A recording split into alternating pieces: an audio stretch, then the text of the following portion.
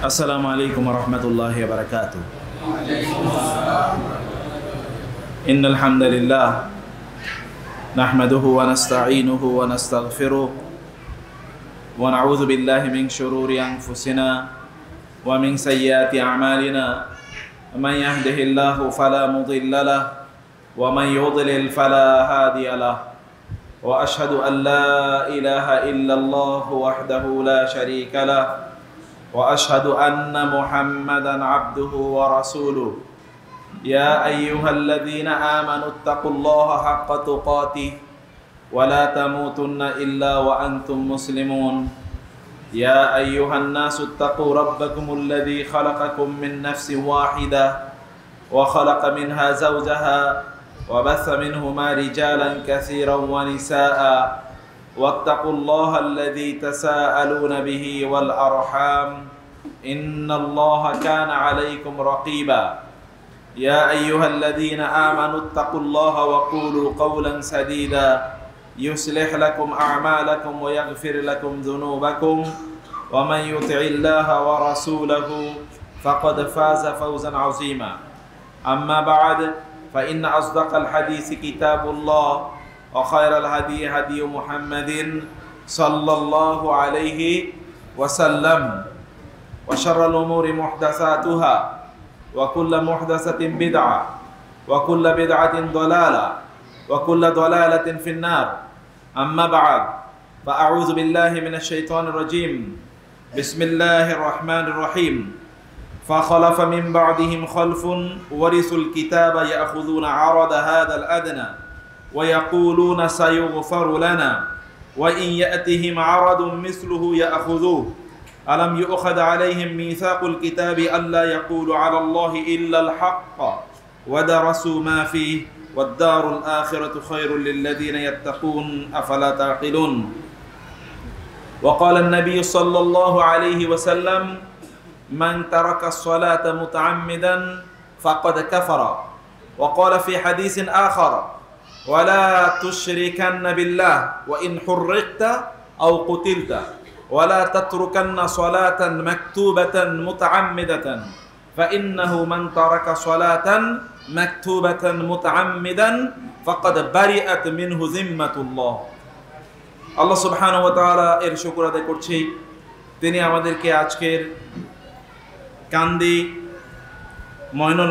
মঈনুল ইসলাম পাঠাগারের উদ্যোগে আয়োজিত কান্দি মধ্যপাড়া জামে মসজিদে যারা 40 দিন ধরে তাকবীরে তাহরিমার সাথে তাকবীর ওলার সাথে সালাত আদায় করেছেন, জামাতে সালাত আদায় করেছেন, তাদেরকে পুরস্কৃত করার জন্য আয়োজিত এই অনুষ্ঠানে আমাদেরকে অংশগ্রহণ করার তৌফিক দান করেছেন। আল্লাহ সুবহানাহু ওয়া তাআলা শুকর আদায় করছি, বলি আলহামদুলিল্লাহ। রাসূলুল্লাহ সাল্লাল্লাহু আলাইহি ওয়াসাল্লাম এর উপর দুরূদ এবং সালাম বর্ষিত হোক। আল্লাহুম্মা সাল্লি ওয়া সাল্লিম আলা নাবিয়িকা মুহাম্মদ আল্লাহুম্মা সাল্লি আলাইহি আল্লাহুম্মা বারিক আলাইহি। একটি যুদ্ধ ইসলামের ইতিহাসে সবচেয়ে বড় যুদ্ধ, এই যুদ্ধটির নাম হলো তাবুক যুদ্ধ। কিসের যুদ্ধ বলেন তো? তাবুকের যুদ্ধ। তাবুকের যুদ্ধে রাসূলুল্লাহ সাল্লাল্লাহু আলাইহি ওয়াসাল্লাম বলে দিলেন সবাইকে অংশগ্রহণ করতে হবে এবং যার যা সামর্থ্য আছে এই ওয়ার ফান্ডে, অর্থাৎ যুদ্ধ করার জন্য তো অস্ত্র কেনা লাগবে, আবার ঘোড়া অথবা উট কিনতে হবে, যারা যুদ্ধে যাবেন যোদ্ধাদের জন্য তাদেরকে বহন করে নিয়ে যাবে সেগুলো লাগবে, বর্ম কিনতে হবে, আবার তাদেরকে যে এতদিন পর্যন্ত তারা এত দূরে তারা যাবেন যুদ্ধ করার জন্য, এখানে তো তাদের খাদ্য এবং পানীয় লাগবে। এই কারণে একটা বড় খরচ আছে। ফলে যার যা সামর্থ্য আছে তারা যেন তাদের সামর্থ্য অনুসারে যুদ্ধের ফান্ডে তারা যেন দান করে, অনুদান করে। এবং আপনারা জানেন সাহাবায়ে কেরামদের মধ্যে অনেকে এমন ছিল যে তাদের যা ছিল তারা সব কিছু এনে যুদ্ধের ফান্ডে তারা জমা দিলেন। এর মধ্যে একজনের নাম কি? আবু বকর রাদিয়াল্লাহু তাআলা আনহু। ওমর রাদিয়াল্লাহু তাআলা আনহু চিন্তা করলেন আমার জীবনে কখনোই তো আমি আবু বকরকে পেছনে ফেলতে পারি না, এবার একটা সুযোগ মনে হয় পাবো। ওমর রাদিয়াল্লাহু তাআলা আনহু তার সম্পদকে অর্ধেক সম্পদ এনে তিনি যুদ্ধের ফান্ডে দিয়ে দিলেন এবং তিনি অপেক্ষা করছেন আবু বকর আসবেন। ওসমান রাদিয়াল্লাহু তাআলা আনহু 1000 ঘোড়া তিনি এই যুদ্ধের জন্য তিনি কিনে দিলেন এবং এত পরিমাণ তিনি এখানে ফান্ডে টাকা দিলেন। রাসূলুল্লাহ সাল্লাল্লাহু আলাইহি ওয়াসাল্লাম বললেন ওসমানকে লা ইয়াদুরুহু শাইউন বাদা হাদাল ইয়াউম আবাদা, এই দিনের পর থেকে ওসমান যাই করুক না কেন ওসমানের কোনো ক্ষতি হবে না। এত পরিমাণ তিনি দান করেছেন। আবু বকর রাদিয়াল্লাহু তাআলা আনহু কিছুক্ষণ পর তিনি আসছেন ছোট্ট একটা পুটলি নিয়ে। ওমর রাদিয়াল্লাহু তাআলা আনহু তিনি ভাবলেন এবার বুঝি আমি আবু বকরকে পিছনে ফেলতে পেরেছি। এবার রাসূলুল্লাহ সাল্লাল্লাহু আলাইহি ওয়াসাল্লাম বুঝতে পারলেন ওমরের চেহারায় কি তথ্য কি কথা বেশি উঠছে। রাসূলুল্লাহ সাল্লাল্লাহু আলাইহি ওয়াসাল্লাম আবু বকর রাদিয়াল্লাহু তাআলা আনহু এনে তিনি ওই ফান্ডে যখন কয়েকটা হাড়ি পাতিল দিলেন, ওমর রাদিয়াল্লাহু তাআলা আনহু এবার অনেক খুশি, কারণ ইবাদতের প্রতিযোগিতায় তিনি আবু বকরের চেয়ে একবার কমপক্ষে এগিয়ে যেতে পেরেছেন। কখনো পারেন নাই, কিন্তু একবার কমপক্ষে এগিয়ে গিয়েছেন। রাসূলুল্লাহ সাল্লাল্লাহু আলাইহি ওয়াসাল্লাম আবু বকরকে বললেন, ইয়া আবা বকর মা তারাকতা ফি বাইতিক, আবু বকর আপনার বাসায় আপনি কি রেখে এসেছেন? হাঁড়ি পাতিল যে নিয়ে আসলেন, কি রেখে এসেছেন বাসায়? আবু বকর রাদিয়াল্লাহু তাআলা বললেন, তারাকতু ফি বাইতি আল্লাহ ওয়া রাসূলহু, আমি আমার বাসায় কেবল আল্লাহ আল্লাহর রাসূলকে রেখে আসছি, আর কিছু আমার বাসায় নাই। ওমর রাদিয়াল্লাহু তাআলা কেঁদে উঠলেন। আবু বকর এমন একজন মানুষ, তাকে পরাজিত করা যায় না এবং তাকে পরাজিত করার চিন্তা করা উচিত নয়। আবু বকর এমন মানুষ, তাকে পরাজিত করা যায় না, ইনডিফিটেবল, তাকে পরাজিত করা যায় না। এটা আমার আলোচ্য বিষয় নয়। আমি যেটা বলতে চাই, এই যুদ্ধে একদল মুনাফিক তারা জয়েন করেনি, একদল মুনাফিক এই যুদ্ধে তারা যায়নি এবং তারা বলে বলে বেড়াচ্ছিল এত গরম, এত গরমের মধ্যে কিভাবে যুদ্ধে যায়। আবার এটা হচ্ছে এই জন্য এটাকে আল্লাহ সুবহানাহু ওয়া তাআলা এটাকে ইয়াউমুল উসরা, এটাকে আল্লাহ সুবহানাহু ওয়া তাআলা সবচেয়ে কঠিন আইয়ামুল উসরা বলে উল্লেখ করেছেন। এটা হচ্ছে যুদ্ধ, এমন একটা যুদ্ধ যে যুদ্ধটা প্রচন্ড কষ্টের মধ্যে এই যুদ্ধটি সংগঠিত হয়েছে। প্রচন্ড গরম, বহু দূরান্ত, প্রায় মক্কা থেকে 500 মাইলের মতো, কিলোমিটারের মতো দূরে গিয়ে যুদ্ধ করতে হবে। এত দূরত্বের একটা জায়গা, আবার এখানে মুসলমানরা তৎকালীন সবচেয়ে বড় পরাশক্তি, তাদের বিরুদ্ধে যুদ্ধ করবে। খাদ্য পানীয় ইত্যাদির অভাব তৈরি হতে পারে। এমন একটা অবস্থায় মুনাফিকরা সেখানে অংশগ্রহণ করলো না। তাদের বক্তব্য ছিল একটাই, তা হলো কি প্রচন্ড গরম। আল্লাহ সুবহানাহু ওয়া তাআলা কোরআনের আয়াত নাজিল করে দিলেন, কুল নারু জাহান্নামা আশাদ্দু হাররা লাউ কানু ইয়ালামুন, তারা যদি জানতো তাহলে তারা বুঝতো জাহান্নামের আগুন আরো বেশি গরম। জাহান্নামের আগুন কি গরম কম না বেশি বলেন তো? এই দুনিয়ার আগুনের চেয়ে জাহান্নামের আগুন কত গুণ বেশি বলেন তো? 70 গুণ। রাসূলুল্লাহ সাল্লাল্লাহু আলাইহি ওয়াসাল্লাম বলেছেন, জাহান্নামের আগুনকে আল্লাহ সুবহানাহু ওয়া তাআলা 70 বার এটাকে ধৌত করে তারপরে তার একটা অংশে পৃথিবীতে পাঠিয়েছেন। জিবরাইল এবং মিকাইল রাসূলুল্লাহ সাল্লাল্লাহু আলাইহি ওয়াসাল্লামের সাক্ষাতে আসলেন। মিকাইলের চেহারা উপরের দিকে উঠে না, নিচের দিকে তাকিয়ে আছে। রাসূলুল্লাহ সাল্লাল্লাহু আলাইহি ওয়াসাল্লাম জিবরাইলকে বলেন, ইয়া জিবরাইল, হে জিবরাইল, মিকাইলের কি হলো? লা ইয়ারফাউ রাসাহু ইলাইয়া, তিনি মাথা উঠাচ্ছেন না, ঘটনা কি? জিবরাইলকে তিনি বললেন, মিকাইলের কি হলো, যে মিকাইল কেন মাথা উঠাচ্ছেন না? মিকাইল কেন মাথা উঠাচ্ছেন না এটা রাসূল জানতে চাইলেন, কারণ সাধারণত তিনি আসলে তো তার দিকে একটু তাকাবেন, কথা বলবেন। জিবরাইল বললেন, ইয়া রাসূলুল্লাহ, যেদিন জাহান্নাম তৈরি হয়েছিল এবং মিকাইল যেদিন জাহান্নাম দেখেছে, জাহান্নাম দেখে যে তার ভয় লেগেছে, এরপর থেকে তিনি আর মাথাটা উপরের দিকে আর তোলেন না। আপনাদের কি কষ্ট লাগতেছে গরমে? প্রিয় ভাইরা, জাহান্নামের আগুন থেকে বাঁচতে হলে এই দুনিয়ার আগুন কিছুটা সহ্য করা লাগে। জাহান্নামের আগুন থেকে বাঁচতে হলে এই দুনিয়ার আগুন কিছুটা সহ্য করা লাগে। ওয়ালিমান খাফা মাকামা রাব্বিহি ওয়া নাহান নাফসা আনিল হাওয়া ফাইন্নাল জান্নাতা ইয়াল মাওয়া ওয়া মান খাফা মাকামা রাব্বিহি ওয়া নাহান নাফসা আনিল হাওয়া ওয়ালিমান খাফা মাকামা রাব্বিহি জান্নাতান ফাবিআইয়ি আলা'i রাব্বিকুমা তুকাযযিবান। আল্লাহ সুবহানাহু ওয়া তাআলা এর সামনে কিয়ামতের দিন দাঁড়ানোকে যারা ভয় পেয়ে এই দুনিয়ায় আল্লাহর সামনে দাঁড়িয়ে থাকে, কোথায় দাঁড়িয়ে থাকে আল্লাহর সামনে? কোথায়? নামাজের মধ্যে।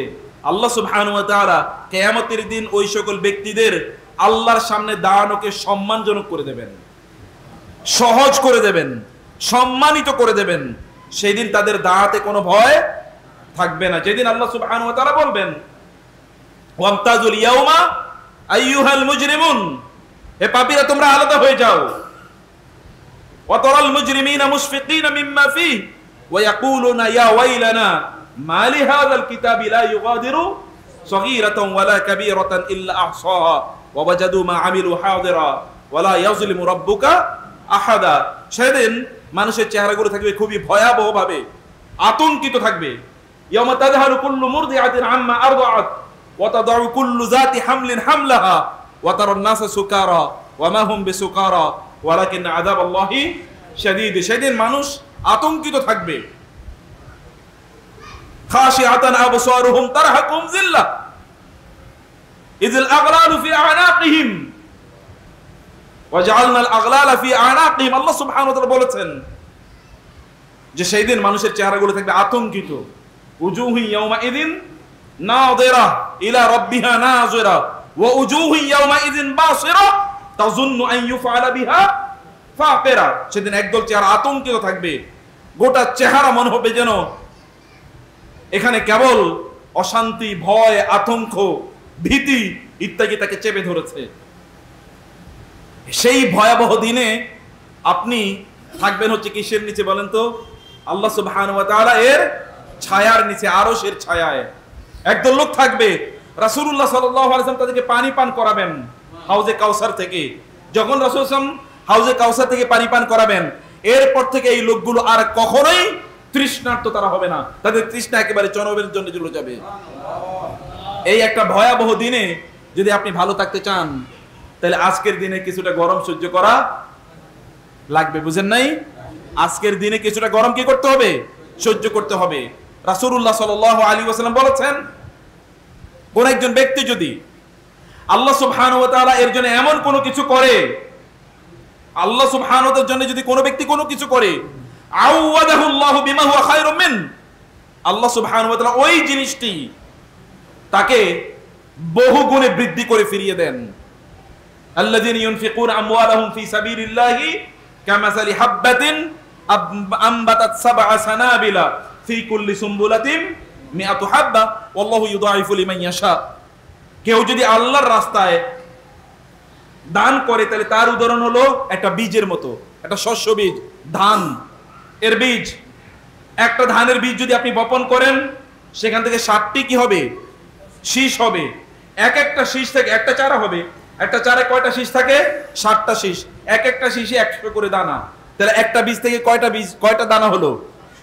700 দানা হলো। কিন্তু এখানেই আল্লাহ তাআলা সীমাবদ্ধ রাখেন না। তিনি বলেন আল্লাহু ইউদাইফু লিমান ইয়াশা। কারো কারো জন্য আল্লাহ তাআলা আরো অনেক গুণে বাড়িয়ে দেন। আপনি আল্লাহকে যা দেবেন, আল্লাহ তাআলা বিপরীতে আপনাকে তাই দেবেন। সুলাইমান আলাইহিস সালাম তিনি একবার বললেন, আসরের নামাজের আগে তিনি বললেন, সবগুলো ঘোড়া আমার কাছে উপস্থাপন করো। সবগুলো ঘোড়া কি আমার কাছে? উরিদা আলাইহি সাফিনাতুল জিয়াদ, সূরা সাদে আল্লাহ তাআলা বলেছেন তার সামনে সবগুলো ঘোড়া, 10,000 ঘোড়া তার সামনে উপস্থাপন করা হলো। as-সাফিনা আল জিয়াদ মানে হচ্ছে সবচেয়ে উৎকৃষ্ট টাইপের, সবচেয়ে দ্রুতগামী, সবচেয়ে নাদুস নুদুস, দেখতে সবচেয়ে সুন্দর, এরকম 10,000 ঘোড়া তার কাছে নিয়ে আসা হলো। এই ঘোড়াগুলো ব্যবহার করে তিনি আল্লাহর রাস্তায় জিহাদ করবেন। কি করবেন? আল্লাহর রাস্তায় জিহাদ করবেন। এগুলো সব দেখার জন্য আগামীকাল যুদ্ধ হবে, অথবা এগুলো তিনি আজকে সব দেখে রাখবেন সব ঠিক আছে কিনা। ঠিক আছে, এগুলো দেখতে গেলেন, দেখতে দেখতে কি হলো? সূর্য ডুবে গেল। আসরের নামাজে তিনি পড়তে পারলেন না, তিনি রাগান্বিত হয়ে গেলেন। এগুলো আমাকে আল্লাহ থেকে বিস্মৃত করে রাখলো, এগুলোর কারণে আমি ভুলে গেলাম আল্লাহর নাম, এগুলোর কারণে আমি আল্লাহর ইবাদত করতে ভুলে গেলাম। আসরের নামাজ তিনি পড়তে পারলেন না। আল্লাহ সুবহানাহু ওয়া তাআলা জানালেন, সুলাইমান আলাইহিস সালাতু ওয়াস সালাম এবার বললেন, রুদ্দু আলাইয়া, এই সব ঘোড়া আবার আমার সামনে নিয়ে আসো। ফাতাফিকা মাসহাম বিসুকি ওয়াল আনাক, তিনি সবগুলো ঘোড়া জবাই করে ফেললেন। কত হাজার? বুঝেন নাই কথা? কয় হাজার? আপনার একটা দোকান আছে, অথবা আপনার একটি ক্ষেত আছে, অথবা একটা খামার আছে, যেখানে ধরেন 2টা 5টা 10টা গরু আছে, গরুকে আপনি খাবার দিচ্ছেন, অথবা দোকানে আপনি ব্যবসা করছেন। এমন সময় 8-10 জন কাস্টমার, একজন কাস্টমারই এসছে, তিনি সামান্য কিছু কিনবেন, এর মধ্যে নামাজের আজান হয়ে গেছে, জামাতের একামত হয়ে গেছে। আপনি বলবেন আচ্ছা কাস্টমারটারে বিদায় দিয়ে নেই, এরপরে কি আমি যাব। কাস্টমারে বিদায় দেয়া ছাড়া আপনি দোকান বন্ধ করে আসবেন না, অথবা জমির কাজ শেষ করা ছাড়া আপনি আসবেন না, অথবা আপনি গরু ছাগলগুলোর খাবার দেয়া ছাড়া আপনি আসবেন না। আচ্ছা নামাজ একটু পরে পড়বনি, আপনি কিন্তু এগুলো রেখে আসবেন না, অথচ এগুলো আপনার দুনিয়ার সামগ্রী। আর সুলাইমান আলাইহিস সালাম যে 10,000 ঘোড়াকে প্রস্তুত করছিলেন, এগুলো কি দুনিয়ার জন্য না আখিরাতের জন্য? এগুলো কি দুনিয়ার জন্য না দিনের জন্য? আল্লাহর দিনের জন্য। কিন্তু তারপরও কেন তিনি নামাজ পড়তে পারলেন না? এই জন্য তিনি বলেন সবগুলো আমার কাছে নিয়ে আসো। 10,000 ঘোড়াকে তিনি জবাই করে ফেললেন। এই ঘোড়ায় চড়ে তিনি যেতেন বিভিন্ন জায়গায়, চলতেন, যুদ্ধ করতেন আল্লাহর রাস্তায়। আল্লাহ সুবহানাহু ওয়া তাআলা সুলাইমানের এই কাজে এতটা সন্তুষ্ট হলেন, আল্লাহ সুবহানাহু ওয়া তাআলা বললেন, সুলাইমান আমি তোমার কাজে সন্তুষ্ট হয়ে এখন তোমাকে বাতাস তোমাকে বাহন হিসেবে দিয়ে দিলাম, এখন আর ঘোড়া লাগবে না তোমার। এখন বাতাসে চড়ে তিনি কি করেন? গুদুহা শাহরুন ওয়া রাওয়াহুহা শাহর। 1 মাসের রাস্তা তিনি 1 সকালে চলে যান। 1 মাসের রাস্তা তিনি এক বিকালে চলে যান। আল্লাহ সুবহানাহু ওয়া তাআলা সুলাইমান আলাইহিস সালামকে কেন এটা প্রদান করলেন? Because he has done something for Allah. আপনি আল্লাহর জন্য যা করবেন, আল্লাহ সুবহানাহু ওয়া তাআলা ওই জিনিসটি আপনাকে বিনিময়ে প্রদান করবেন। আল্লাহর রাস্তায় জিহাদ করে যারা শহীদ হয়, তারা আসলে দেয় কি বলেন তো? কথা বুঝেন নাই? আল্লাহর রাস্তায় জিহাদ করে শহীদ যারা হয়, তারা আল্লাহকে দিছে কি? জীবন দিয়েছে, জান দিয়েছে না? আল্লাহ তাআলা বলছেন তোমরা মনে করো কি তারা জীবন দিয়ে তারা মারা গেছে? তিনি বলছেন ওয়ালা তাকুলু লিমান ইউকতালু ফি সাবিলিল্লাহি আমওয়াত বাল আহইয়া ইনদা রাব্বিহিম ইউরযাকুন, অথবা বাল আহইয়াউ ওয়ালাকিন লা তাশউরুন। তোমরা বুঝতে পারো না ওরা আসলে জীবিত, এরা দিছে কি? জীবন। আল্লাহ বললেন এরা দিয়েছে আমাকে জীবন, এই কারণে আমি তাদেরকে চিরস্থায়ী জীবন দিয়ে দিলাম, ওদের আর মৃত্যু হবে না। আল্লাহকে যা দেবেন আল্লাহ সুবহানাহু ওয়া তাআলা বিনিময়ে আপনাকে সেটাই দেবেন, এটা বহু গুণে দেবেন। প্রিয় ভাইরা, গরমের মধ্যে আছেন, আল্লাহ সুবহানাহু ওয়া তাআলা এবার এর বিনিময়ে আপনাদের জন্য গরমকে হারাম করে দেবেন ইনশাআল্লাহ। সেটা তিনি করতে পারেন কিনা? কুল নারু জাহান্নাম আশাদ্দু হাররা লাউ কানু ইয়ালামুন। মানুষ যদি জানতো জাহান্নামের আগুন এটা আরো বেশি কঠিন, আরো বেশি গরম। জাহান্নামে গিয়ে লোকেরা কি চিৎকার করবে, সেখানে তারা কি? তারা শাহিক জাফির, চিৎকার চেঁচামেচি। অহম ইয়াস্তারিখুনা ফিহা রব্বানা আখরিজনা না'মাল সালিহান গায়রাল্লাযী কুননা না'মাল আওয়ালাম নুআম্মিরকুম মা ইয়াতাযাক্কারু ফীহি মান তাযাক্কার ওয়া জাআকুমুন নাযীর ফাযুকু ফামা লিয-যালিমিনা মিন নাসীর। জাহান্নামে গিয়ে লোকেরা চিৎকার করবে, বলবে আল্লাহ জাহান্নাম থেকে বাঁচাও, আবার দুনিয়াতে পাঠাও, এবার ভালো আমল করে আসবো। আল্লাহ তাআলা বলবেন আওয়ালাম নুআম্মিরকুম মা ইয়াতাযাক্কারু ফীহি মান তাযাক্কার, কেন তোমাদেরকে যতটুকু বয়স দিয়েছিলাম দুনিয়াতে, এই রকম বয়স পেয়ে অন্যরা কি জান্নাতে যায় নাই? তারা তো জান্নাতে গিয়েছে, তো তোমরা এতটুকু বয়স পেয়ে, এতটুকু সময় পেয়ে কেন তোমরা জান্নাতে আসতে পারলে না? কেন তোমরা পারলে না বলো? আল্লাহ সুবহানাহু ওয়া তাআলা বলবেন ওদের যদি দুনিয়াতে আবার ফিরিয়ে দেওয়া হয় তাহলে কি হবে? তারা একই কাজ করবে। যদি তারা দুনিয়ায় আবার তাদেরকে ফিরিয়ে দেওয়া হয় তাহলে সত্যি করতে তারা একই কাজ করবে। প্রিয় ভাইরা, আমি এটা ভূমিকায় কেবল আপনাদেরকে কয়েকটি বিষয় বললাম মনোযোগ আকর্ষণ করার জন্য। ভালো করে কয়েকটি কথা শুনবেন। আপনাদের গরমে কষ্ট হচ্ছে, কিন্তু আপনারা তো আয়োজন করছেন, এই কারণে আপনাদেরকে শোনা দরকার। শোনার জন্য রাজি তো নাকি? এরপরে তো পুরস্কার আছেই। সবচেয়ে বড় পুরস্কার দেবেন কে? আল্লাহ সুবহানাহু ওয়া তাআলা। তার কাছে যা রয়েছে সেটি কি? সর্বোত্তম। আল্লাহর কাছে ওয়ালাল আখিরাতু খায়রুল লাকা মিনাল উলা মা ইনদাকুম ইয়ানফাদ ওয়া মা ইনদাল্লাহি বাক। তোমাদের যা আছে এটা তো শেষ হয়ে যাবে, কত দিবা? কিন্তু আল্লাহ সুবহানাহু ওয়া তাআলার কাছে যা আছে তা কি কোনোদিন শেষ হওয়ার মতো? কোনোদিন তা ফুরাবে না, তা ফুরানোর মতো নয়। অতএব তার কাছে আপনাদের জন্য আরো উত্তম জিনিস রয়ে গেছে। ইন্নামা ইউওয়াফাস সাবিরুনা আজরাহুম বিগাইরি হিসাব। আল্লাহ সুবহানাহু ওয়া তাআলা যারা ধৈর্য ধরে আল্লাহর দ্বীনের পথে চলে তাদেরকে তিনি বেগাইরি হিসাব প্রদান করেন। এই কারণে আপনাদের কষ্ট হচ্ছে, তারপরে আপনাদের এখানে কিছুক্ষণ আপনাদের কথা শুনতে হবে। প্রিয় ভাইরা,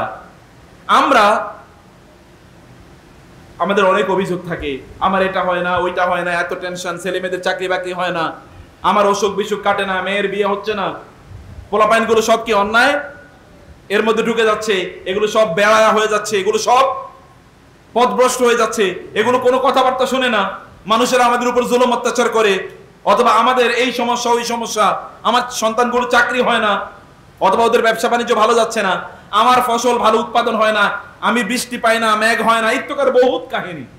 অভিযোগের অভাব নাই, লিস্টলেস, আনএন্ডিং লিস্ট।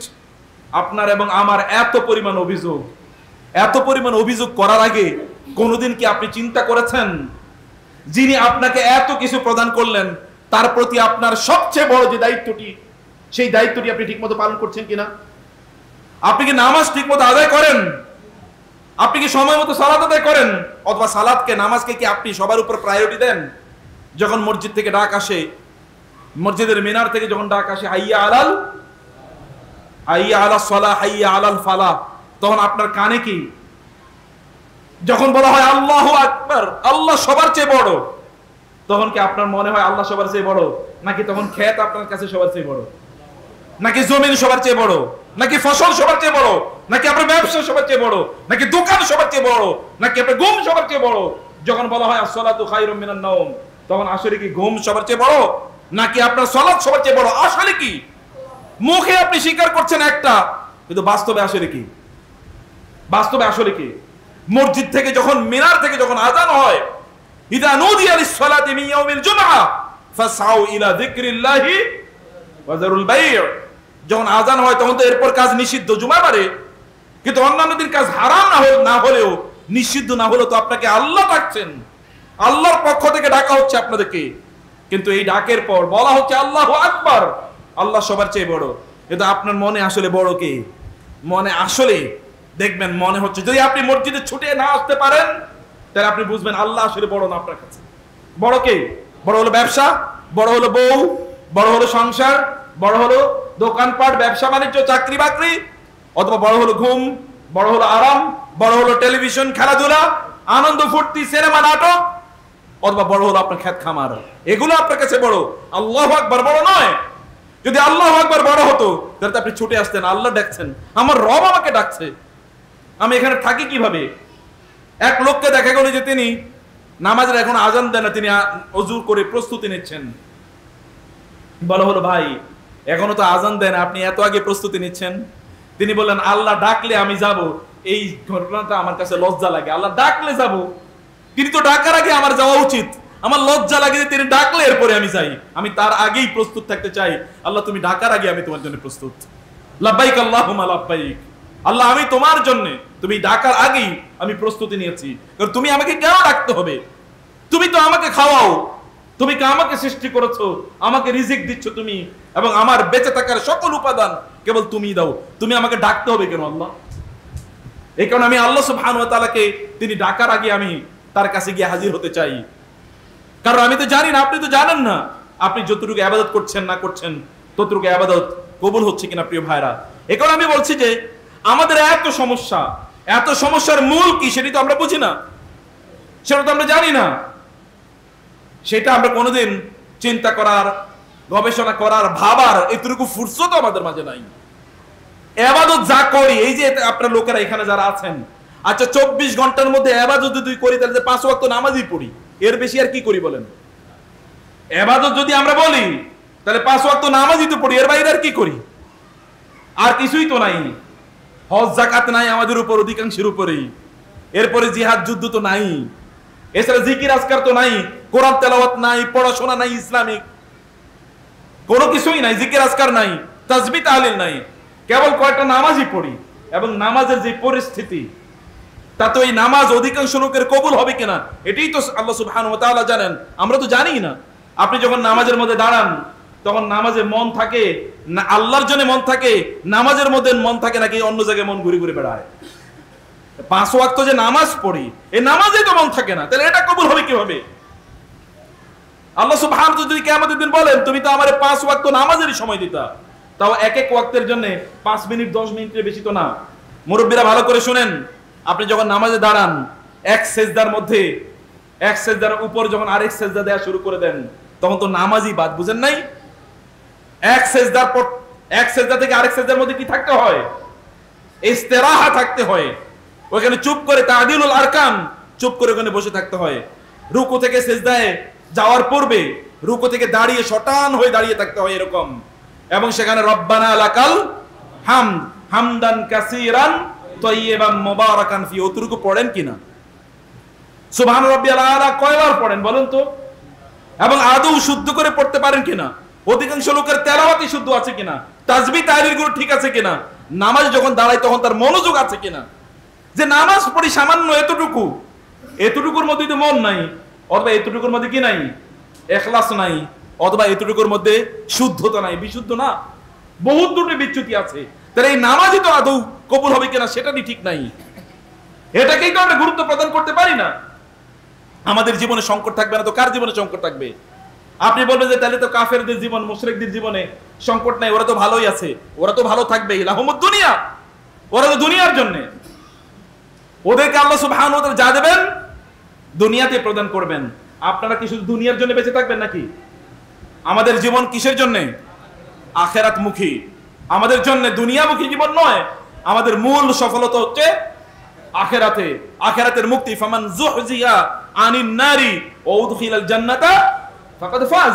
প্রকৃত সফলতা কি? মুরব্বিরা শুনুন, আপনাদের সন্তানদেরকে তো আপনারাই শেখাবেন।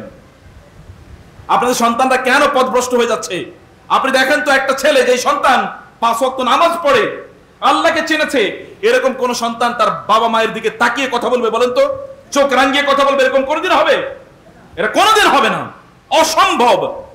কোন সন্তান যদি দিন শিখে, আল্লাহকে চেনে, আল্লাহর সামনে দাঁড়িয়ে পড়ে এরকম মাথা অবনত করে, সে জানে তার পিতা মাতাকে সন্তুষ্ট করা ছাড়া জান্নাতে যাওয়া যাবে না।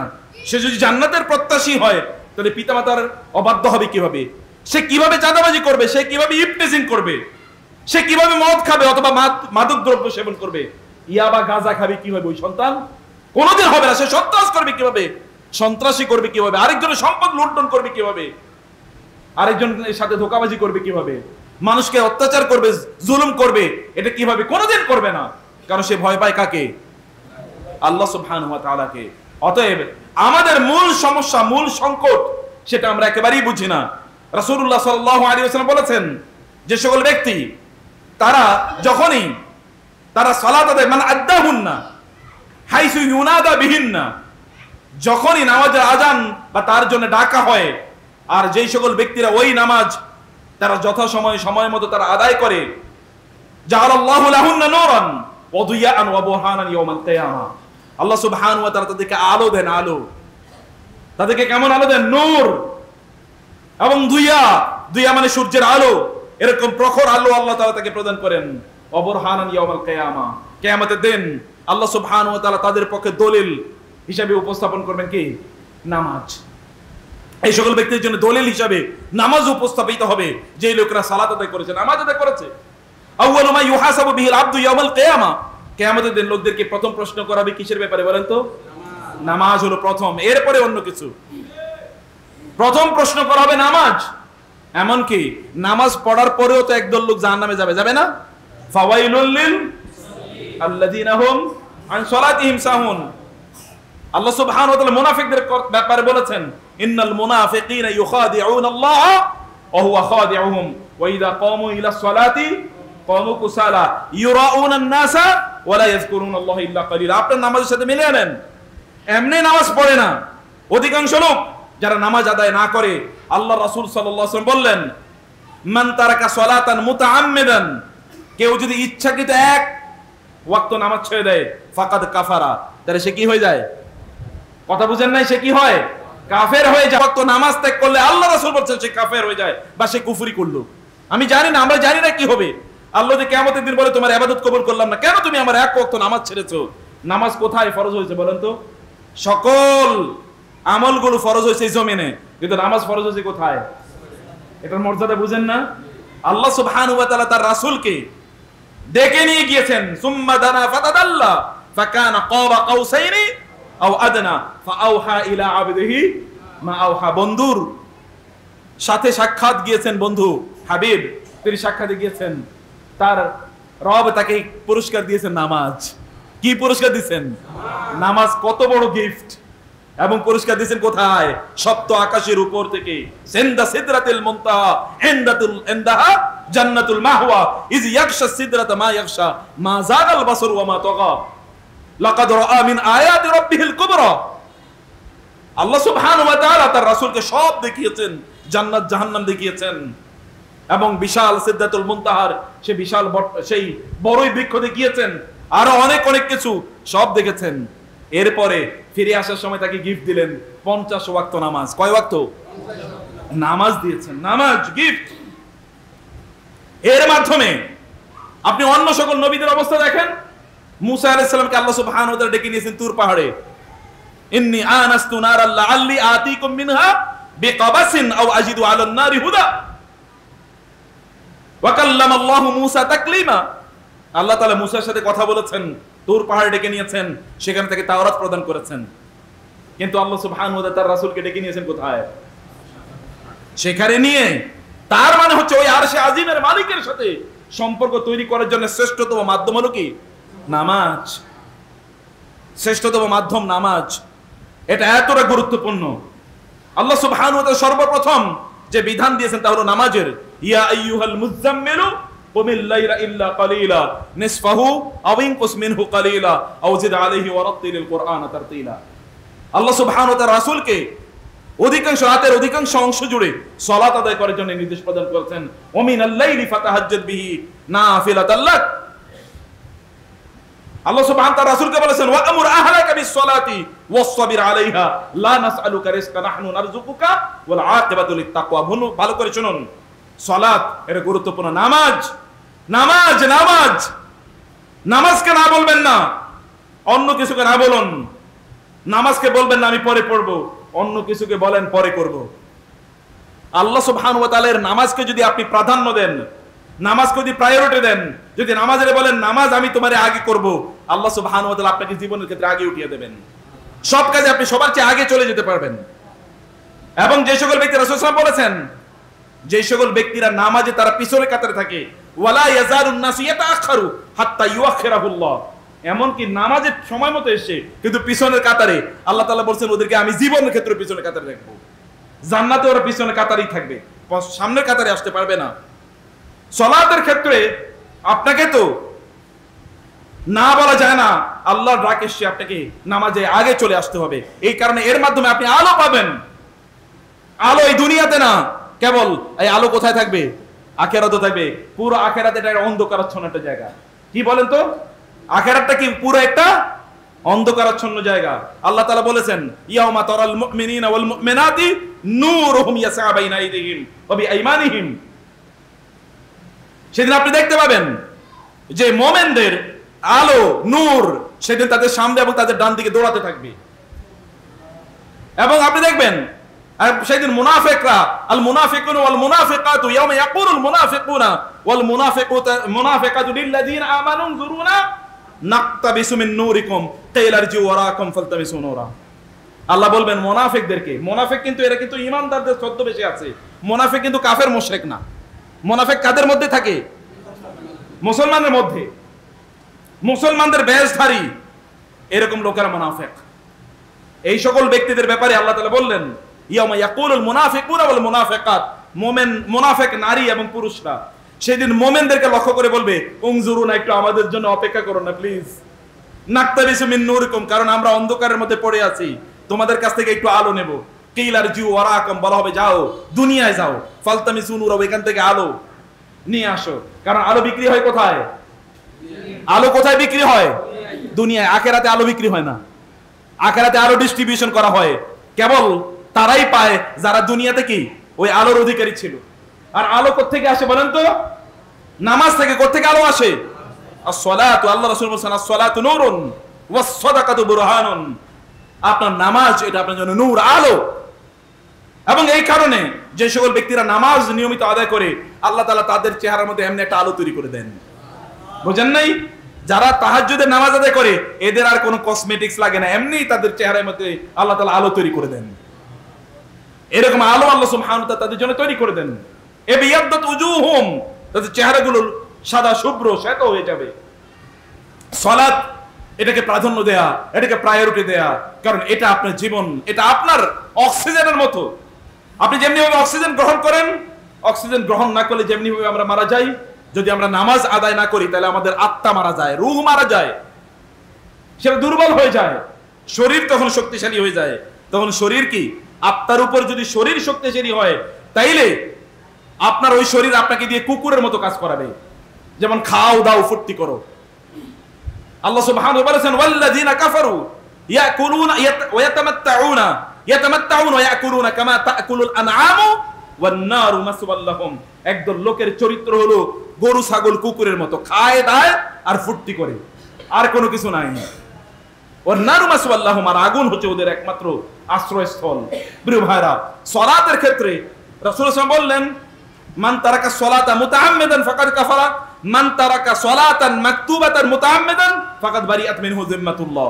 কেউ যদি এক ওয়াক্ত ফরজ নামাজ ইচ্ছা করে ত্যাগ করে তাহলে আল্লাহ তাআলা তার জিম্মাদারি ওই ব্যক্তি থেকে উচ্চ করেন, যে তুমি আর আমার জিম্মাদারির মধ্যে নাই, তুমি আর আমার তত্ত্বাবধানে থাকবে না, যাও তুমি তোমার মতো করে চলো। আল্লাহ যদি তত্ত্বাবধান না করেন তখন কি হবে বলেন তো? বাঁচার কোনো উপায় আছে? কোনো উপায় নাই। তখন আমরা শয়তানের খাবারে পরিণত হব, শয়তানের খাদ্যে পরিণত হব। শয়তানের বড় চ্যালেঞ্জ আমাদেরকে নামাজ থেকে দূরে রাখা, এবং এই কারণে শয়তান নামাজে এসে ধোঁকা দেয়।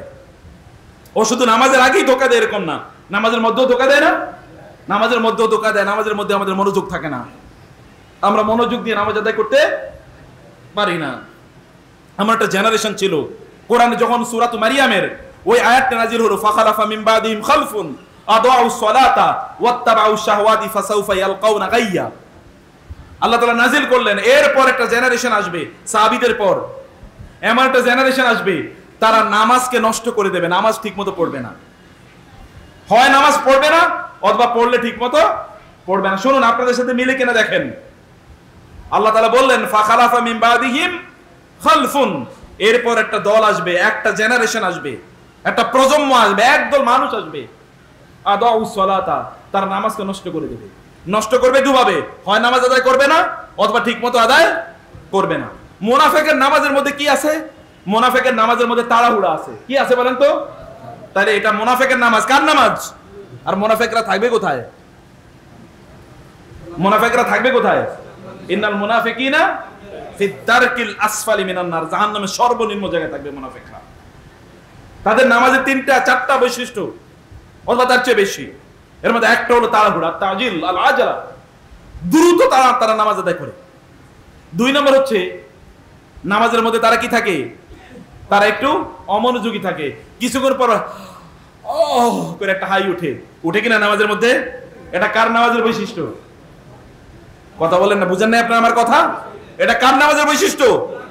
মুনাফিকের। মুরব্বীরা কথা বলবেন, চুপ করে থাকবেন না, এটা কথা বলার জায়গা।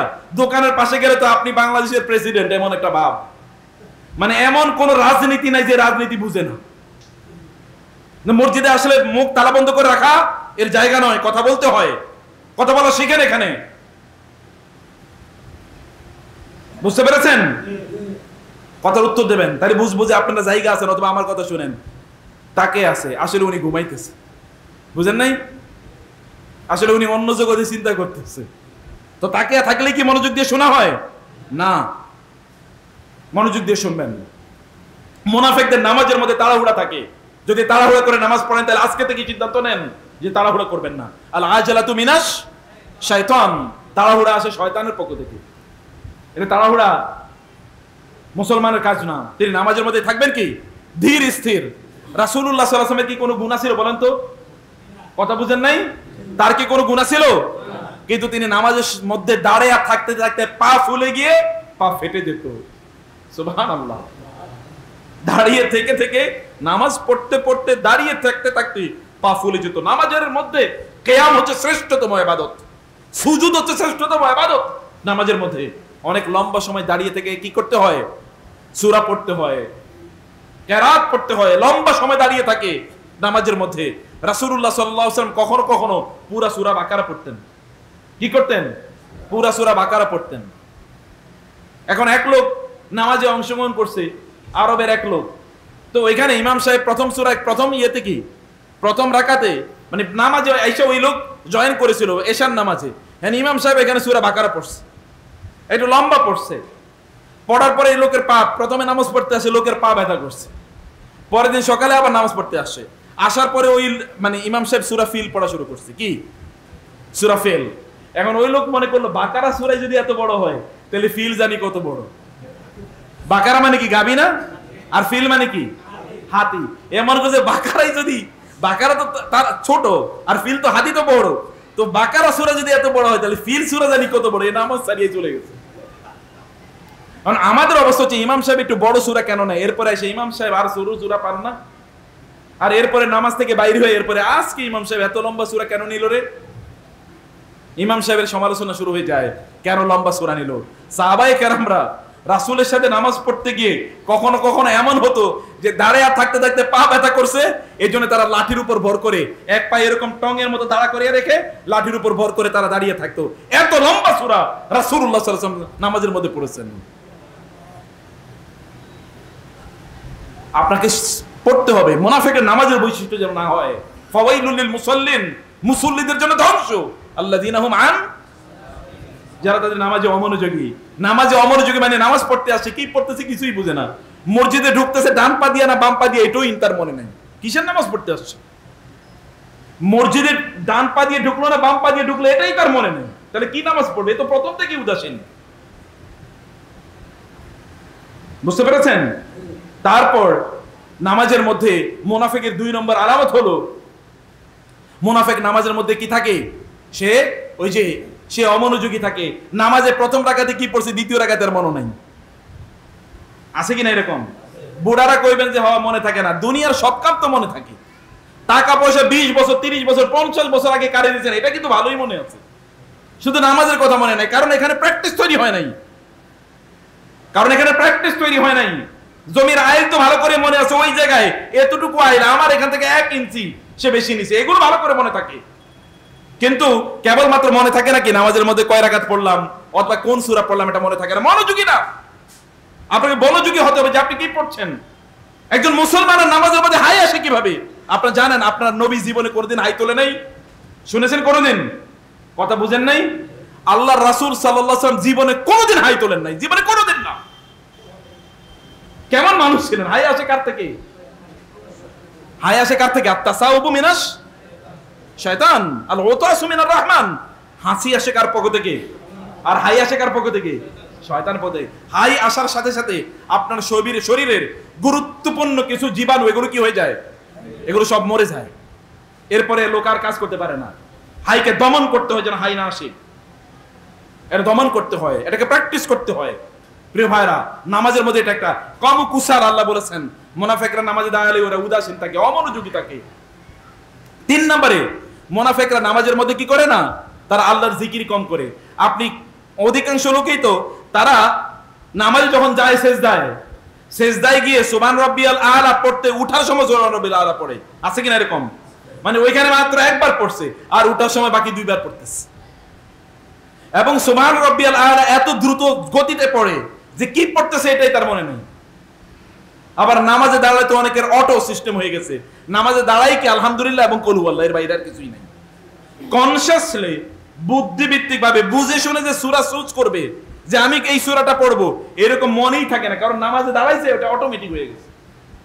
ট্যাপ রেকর্ডার যেরকম সারিয়ে দিয়েছে, কি যে চলতেছে জানে না, এরকম একটা ট্যাপ রেকর্ডারের মতো হয়ে গেছে। এইরকম নামাজ পড়িয়েন না, আপনার রব কিন্তু এরকম নামাজ গ্রহণের মতো নন। ইন্নাল্লাহা তাইয়্যিবুন লা ইয়াকবালু ইল্লা তাইয়্যিবান। আল্লাহ পবিত্র, তিনি পবিত্র জিনিস ছাড়া গ্রহণ করেন না। আল্লাহ উত্তম, তিনি উত্তম জিনিস ছাড়া গ্রহণ করেন না। আপনি একটা লাশ আল্লাহকে উপহার দিতে চান, আপনি একটা লাশ আল্লাহকে উপহার দিতে চান যে নামাজে কোনো প্রাণ নাই, এরকম কোন জিনিস আপনার রবকে আপনি উপহার দিতে চাইেন না, এটা করবেন না।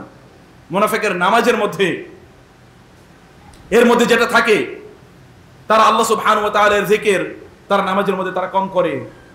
তারা সময় মতো তারা সালাত আদায় করে না। তিলকা সলাতুল মুনাফিকে, তিলকা সলাতুল মুনাফিকে, তিলকা সলাতুল মুনাফিকে। রাসূল সাল্লাল্লাহু আলাইহি ওয়াসাল্লাম বলেছেন ওটা হলো মুনাফিকের নামাজ, ওটা মুনাফিকের নামাজ, ওইটা মুনাফিকের নামাজ। কোনটা মুনাফিকের নামাজ? মুনাফিক হারাম জিনিস দেখলে সেগুলো করতে মনে চায়, হালাল হারামের দিকে কোনো বাজ বিচার নাই। আপনি কারো কিছু যদি অর্জন উপার্জন করতে চান, যদি যান, তখন আপনি দেখেন এটা হালাল নাকি হারাম, এই দিকে আপনি তাকান না। কেন অন্তরটা মরে গেল? এটা আমাদের বোঝা দরকার। অন্তরটা মরে যাওয়ার একটাই কারণ, তা হলো নামাজের প্রতি আমাদের কি নাই, আমাদের আগ্রহ নাই, নামাজের প্রতি আমাদের সেরকম রিগার্ড নাই। সে কারণে এমন একটা অবস্থা। প্রিয় ভাইরা, আল্লাহ তাআলা বলেছেন ইন্না সলাতা তানহা আনিল ফাহশাই ওয়াল মুনকার, খারাপ কাজ থেকে নামাজ বিরত রাখে। শুনুন, আপনারা যত কাজই করেন না কেন, যাই করেন না কেন, নামাজকে তার কোয়ালিটি মেনটেন করে নামাজ আদায় করেন, কোয়ালিটি মেনটেন করে নামাজ আদায় করেন। এরপরে দেখবেন এই নামাজের কারণে আল্লাহ সুবহানাহু ওয়া তাআলা আপনাকে একজন ভালো মানুষ বানিয়ে দেবেন। এই নামাজের কারণে ভালো মানুষ বানিয়ে দেবেন। নামাজ আপনি পড়েন কোথায়, কিভাবে পড়েন? নামাজের ব্যাপারে সাহাবায়ে কেরাম রাদিয়াল্লাহু তাআলা আনহুম আজমাইন রাসূলুল্লাহ সাল্লাল্লাহু আলাইহি ওয়াসাল্লামের সময়ে তারা বলেছেন, আমাদের যুগে মুনাফিকরা ছাড়া আর কেউ জামাত পরিত্যাগ করে নাই। আমাদের যুগে মুনাফিকরা ছাড়া আর কেউ জামাত পরিত্যাগ করে নাই। তাহলে জামাতে আসতো কারা? ঈমানদাররা।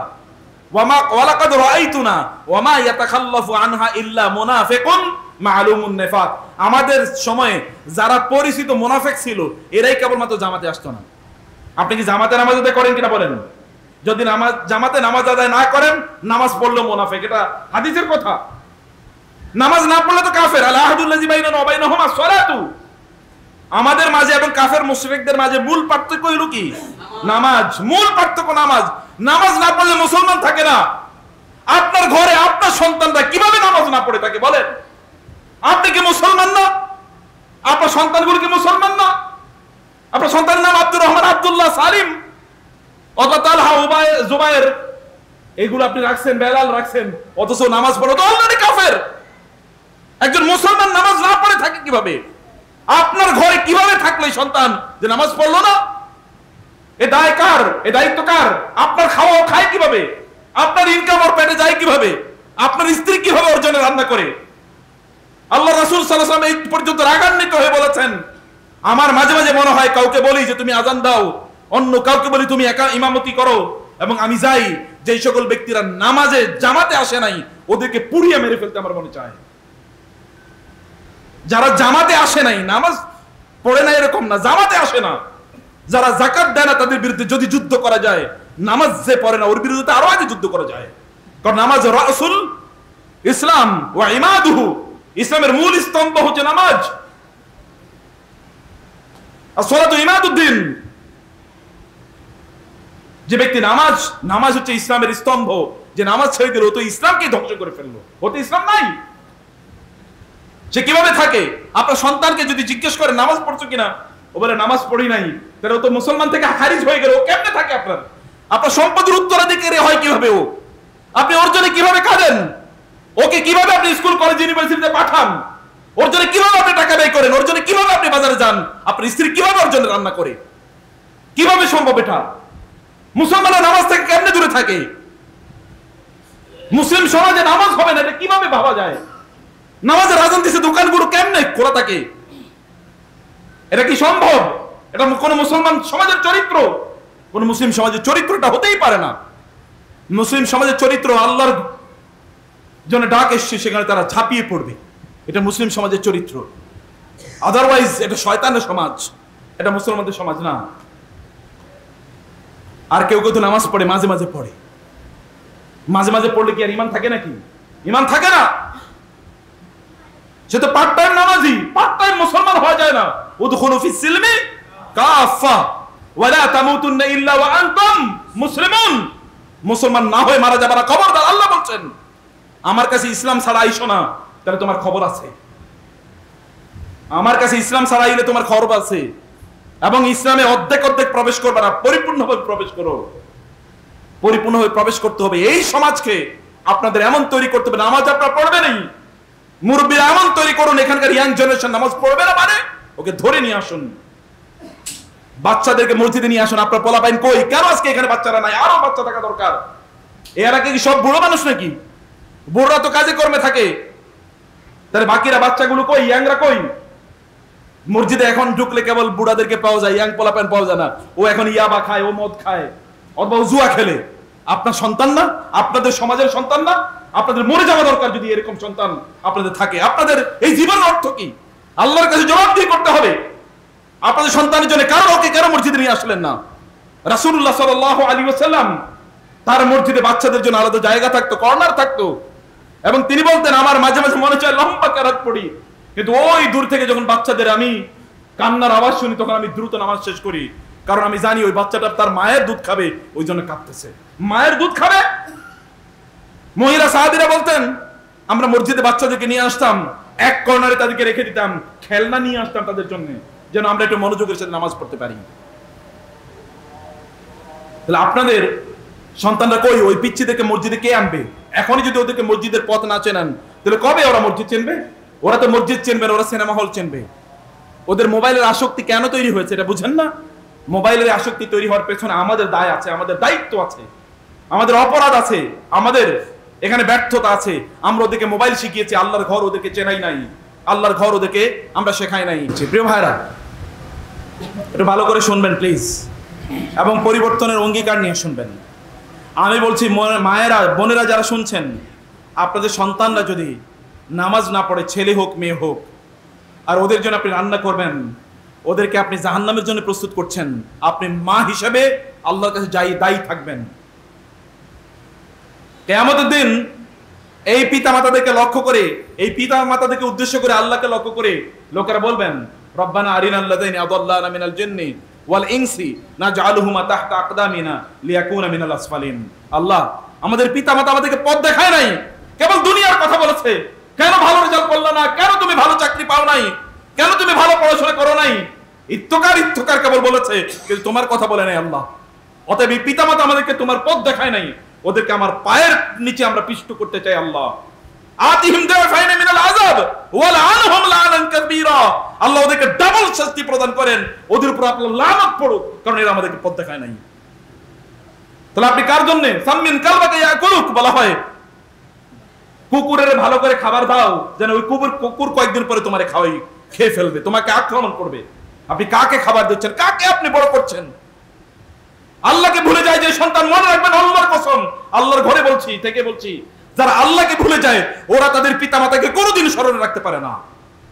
রবকেই ভুলে গিয়েছে, পিতা মাতা তো বহুত পরের কথা। ইয়া আইয়ুহাল ইনসান মা গাররাকা বিরাব্বিকাল কারীম আল্লাযী খালাকাকা ফাসাওয়াকা ফাআদালাকা ফি আইয়ি সূরাতিন মা শাআ রাক্কাবাক। আপনার পিতা মাতা তো বহু পরের কথা, যে রব থেকে সৃষ্টি করেছে সে রবেরই যদি ভুলে যায়, রবের চেনানোর দায়িত্ব আপনাদের।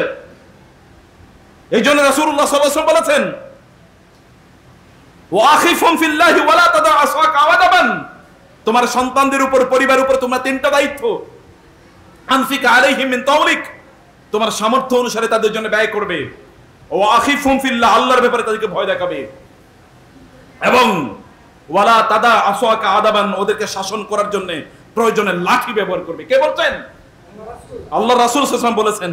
এখন আপনারা অনেক মডার্ন সাজতেছেন যে পোলা পাইনে মারা যায় না, ফেরেশতারা যখন মারবে তখন বুঝবেন, আর কি যখন মারবে তখন বুঝবেন, তখন আপনারা বলবেন আল্লাহ ওরে জাহান্নামে ফেল, আমারে বাঁচাও। বলবে না ইয়াউমা ইয়াফিরুল মারউ মিন আখি ওয়া উম্মি ওয়া আবি ওয়া সাহিবাতি ওয়া বানি। ইয়াউমা, আল্লাহ সুবহানাহু বলেছেন এমন একটা সময় আসবে, ইউবাসসারুনাহুম ইয়াওয়াদ্দুল মুজরিমু লাউ ইয়াফতাদি মিন আযাবি ইয়াউমি ইযিন বিবানি। আগে বানিয়ের কথা বলেছেন, কিয়ামতের দিনে বাবা মা আল্লাহকে লক্ষ্য, আল্লাহ বলছেন, আল্লাহ কি মিথ্যা কথা বলেন? আল্লাহ বলছেন যে সেই দিন লোকেরা বলবে বাবা মাকে, বাবা মা সেদিন বলবে আল্লাহ আমার সন্তান ছেলে মেয়ের জাহান্নামে নাও, এরপরে আমারে বাঁচাও, এরপরে আমারে বাঁচাও। ওদেরকে বাঁচাতে হলে আপনাকে ওদেরকে আল্লাহকে চেনাতে হবে। আল্লাহকে চেনান, আল্লাহর ঘরে নিয়ে আসুন। ওরা কিভাবে ঘুমিয়ে থাকে রাতের বেলা নামাজ না আদায় করে? ওরা ফজরের বেলা কিভাবে ঘুমিয়ে থাকে না মসজিদে না এসে? ওরা কিভাবে সিনেমা নাটক নিয়ে ব্যস্ত থাকে ওরা মসজিদে না এসে? ওরা কিভাবে তথাকথিত বই পড়ার জন্য ব্যস্ত থাকে? ওরা নামাজ না পড়ে ওই বই পড়ে কি হইব? ওই বই পড়ে কি হবে? আল্লাহর কিতাব যে পড়তে পারে না, ওই রকম হাজার কোটি বই পড়লেও ওগুলো কোনোদিন মানুষ হতে পারে না। এইটা হচ্ছে মূল। ইকরা বিসমি রাব্বিকাল্লাযী খালাক, কিতাবুন আনজালনাহু ইলাইকা মুবারাকুন কদ জাআকুম মিনাল্লাহি নূর ওয়া কিতাবুম মুবিন। এটা মূলত আল্লাহর পক্ষ থেকে আলো হিসেবে এসেছে। এই কিতাবের জ্ঞান না থাকলে অন্য হাজার কোটি কিতাবের জ্ঞান থাকলেও ওগুলো মদ খাইবে দেখবেন, ওগুলো জুয়া খেলবে দেখবেন, ওগুলো দুর্নীতিবাজ হবে দেখবেন, মানুষের টাকা পয়সা লুট করবে দেখবেন, মানুষকে হত্যা করে দেখবেন। কারণ এই কিতাবের নলেজ নাই। এই কিতাবের জ্ঞান থাকলে মানুষকে কটু কথা বলার আগেও তাদের অন্তর কেঁপে উঠবে। অথবা এই কিতাবের জ্ঞান, এই জ্ঞান তাদেরকে প্রদান করতে হবে, এই নলেজ তাদেরকে প্রদান করতে হবে। ওদেরকে মসজিদে নিয়ে আসুন, আল্লাহকে চেনান। মসজিদের পেছন থেকে বাচ্চাদের কান্নার আওয়াজ আসুক। মুরব্বীরা শুনেন, অনেক মুরব্বী আছে, বহুত বুজুর্গ, বহুত আল্লাহওয়ালা, মনে হয় আল্লাহর রাসূলের চেয়ে বড় আল্লাহওয়ালা। বাচ্চাদেরকে কে মসজিদে নিয়ে আসলো, কেন তারা এখানে আসে? আমাদের মনোযোগ থাকে না। মনোযোগ তৈরি করতে পারলেন না কেন এতদিন? দোকানদারি করতে তো মনোযোগ ভালোই থাকে, সিনেমা দেখতে তো মনোযোগ ভালোই থাকে, গল্প করতে তো মনোযোগ ভালোই থাকে। বাচ্চারা আওয়াজ করুক, ও মসজিদে এসে আওয়াজ করুক, ও যেন সিনেমা হলে না যায়, ও যেন ইয়াবার আসরে না বসে, ও যেন জুয়ার আসরে না বসে মসজিদে আসুক। মসজিদে নিয়ে আসেন, মসজিদের একটা পাশে রাখবেন, ওদেরকে নিয়ন্ত্রণ করবেন, ওদেরকে বলবেন, নাসিহত করবেন, আদব শেখাবেন, শিষ্টাচার শেখাবেন। কিন্তু মসজিদে তাদেরকে আনতেই হবে। যদি এদেরকে যদি বাঁচাতে চান, আপনারা দুনিয়া বাঁচাতে পারবেন না, আখিরাতও বাঁচাতে পারবেন না, আপনিও বাঁচতে পারবেন না, ওরও বাঁচবে না। দেখেন না, বহু হাজার কোটি টাকার মানুষ, তাদেরও পিতা মাতারা এখন ওই যে বৃদ্ধাশ্রমে থাকে। আপনি বৃদ্ধাশ্রমে থাকা লাগবে না, কিন্তু ওই পোলাপানের সাথেও থাকতে পারবে না। দেখেন কয়েকদিন পরে গিয়ে দেখেন, এমন দেখবেন। আমি আলেমরা এখানে আছে জন্য খুব বেশি বলবো না। কোন এমন বহু মসজিদের ইমাম সাহেব আছে, বেতন পায় ৬০০০ টাকা, কিন্তু বাবা মারি নিয়ে সুন্দর করে থাকে, চুকে থাকে। আবার বহুত উচ্চ শিক্ষিত আছে, লাখ লাখ টাকা বেতন পায়, এরপরে বাবা মার কোনো খোঁজ খবর নাই। না এরকম আছে, অসংখ্য আছে। বরং এটাই জেনারেল ফেনোমেনা, এটাই জেনারেল ফেনোমেনা। অতএব দিন শিখাতে হবে তাদেরকে। এটাই ওদেরকে যিনি সৃষ্টি করেছেন, তাদের রিজিক দিয়েই তিনি সৃষ্টি করেছেন। বুঝেন নাই? ওমা মিন দাব্বাতিন ফিল আরদি ইল্লা আলাল্লাহি রিজকুহা। আল্লাহ কি রিজিক ছাড়া তৈরি করছেন নাকি?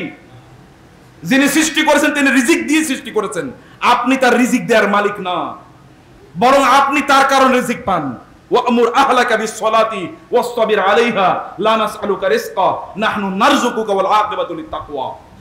তোমার সন্তানদেরকে, তোমার পরিবার পরিজনকে নামাজের জন্য আদেশ দাও, দিতেই থাকো, দিতেই থাকো। 7 বছর বয়স থেকে নামাজের জন্য কি করতে হয়? আদেশ করতে হয়। 10 বছর বয়সে কি করা লাগে? নামাজের জন্য শাসন করা লাগে। কয়দিন করছেন? মুরব্বীরা হাত তোলেন তো। যারা বিয়ে করছেন আপনারা কয়দিন বলেন, কয়দিন সন্তানদেরকে শাসন করেছেন নামাজ পড়ে নাই জন্য? নামাজ পড়ে নাই জন্য কতদিন শাসন করেছেন বলেন? মোবাইলটা কেন ধরলে এই জন্য তো চিৎকার, আমার মোবাইল কেন ধরলা, কিন্তু নামাজ কেন পড়লা না, এটা কোনোদিন মুখ দিয়ে বাইর হয় না। কেমনে মুখ দিয়ে বাইর হইব? কারণ আমরাই তো দিন বুঝি না, আমরাই তো বুঝি না এটার গুরুত্ব, আমরাই তো বুঝি না। প্রিয় ভাইরা, নামাজের মধ্যে ইমামের সাথে কেউ যদি 40 দিন তাকবীরে তাহরিমার সাথে নামাজ আদায় করতে পারে, তাহলে আল্লাহ তাআলা তাকে দুটো জিনিস থেকে মুক্তি দেবেন। এর মধ্যে একটা কি? কুতিবাত লাহু বারাআতুম মিনান নিফাক ওয়া বারাআতুম মিনান নার। কেউ যদি 40 দিন তাকবীরে তাহরিমার সাথে নামাজ আদায় করতে পারে, তাইলে সেই ব্যক্তিকে আল্লাহ সুবহানাহু ওয়া তাআলা জাহান্নাম থেকেও মুক্তি দেবেন, মুনাফিকের আচরণ থেকেও আল্লাহ তাআলা তাকে মুক্তি দেবেন। এটা কেন করবেন না? প্রথম কাতারে যারা দাঁড়ায়, ইন্নাল্লাহা ওয়া মালাইকাতাহু লা ইউসাল্লুনা আলা মায়ামিনিস সাফ আলা সাফিল আউয়াল। রাসূল সাল্লাল্লাহু আলাইহি ওয়াসাল্লাম বলেছেন, লাউ ইয়ালামিন নাসু মা ফিন নিদাই ওয়াস সাফিল আউয়াল সুম্মা লা ইয়াজিদু ইল্লা আন ইয়াস্তাহমু লাস্তাহমু। যদি লোকেরা জানতো প্রথম কাতারে দাঁড়ানোর মর্যাদা কি, এবং তারা প্রথম কাতারে দাঁড়ানোর জন্য প্রতিযোগিতা করা ছাড়া, লটারি করা ছাড়া কোনো উপায় নাই, তাহলে প্রয়োজনে তারা লটারি করে, প্রতিযোগিতা করে প্রথম কাতারে দাঁড়াইতো। এখন তো আমরা মানে কি করি, প্রথম কাতারে না দাঁড়িয়ে অধিকাংশ লোক দেখবেন আইসে ওই যে শেষের কাতারে ওখানে বসে থাকে। আছে কিনা? দেখবেন যে জুমাবারে আইসে ওখানে আগে বসে থাকে, ফ্যানের নিচে আগে বসে থাকে। মিয়া তুমি তো হারাইলা, বুঝলা নাকি? যেদিন বুঝবা সেই দিন কান্না করে কোনো লাভ হবে না, চিৎকার করে কোনো কাজ হবে না। সেদিন চিৎকার করে কোনো কাজ হবে না। আপনি প্রথমে আসবেন, প্রথম কাতারে দাঁড়াবেন, এবং দাঁড়াবেন কোন দিকে? মায়ামেন, প্রথম ডান দিক পূর্ণ করে দাঁড়াবেন। কিছু কিছু লোক আছে বামপন্থী, চরিত্রই হলো বামপন্থী, সব সময় বামের দিকে থাকায়। কি ভাই, মুসলমানরা কি বামপন্থী না ডানপন্থী? বাংলাদেশে অধিকাংশ বামপন্থীদের চরিত্র দেখেন না? দেখেন কিনা?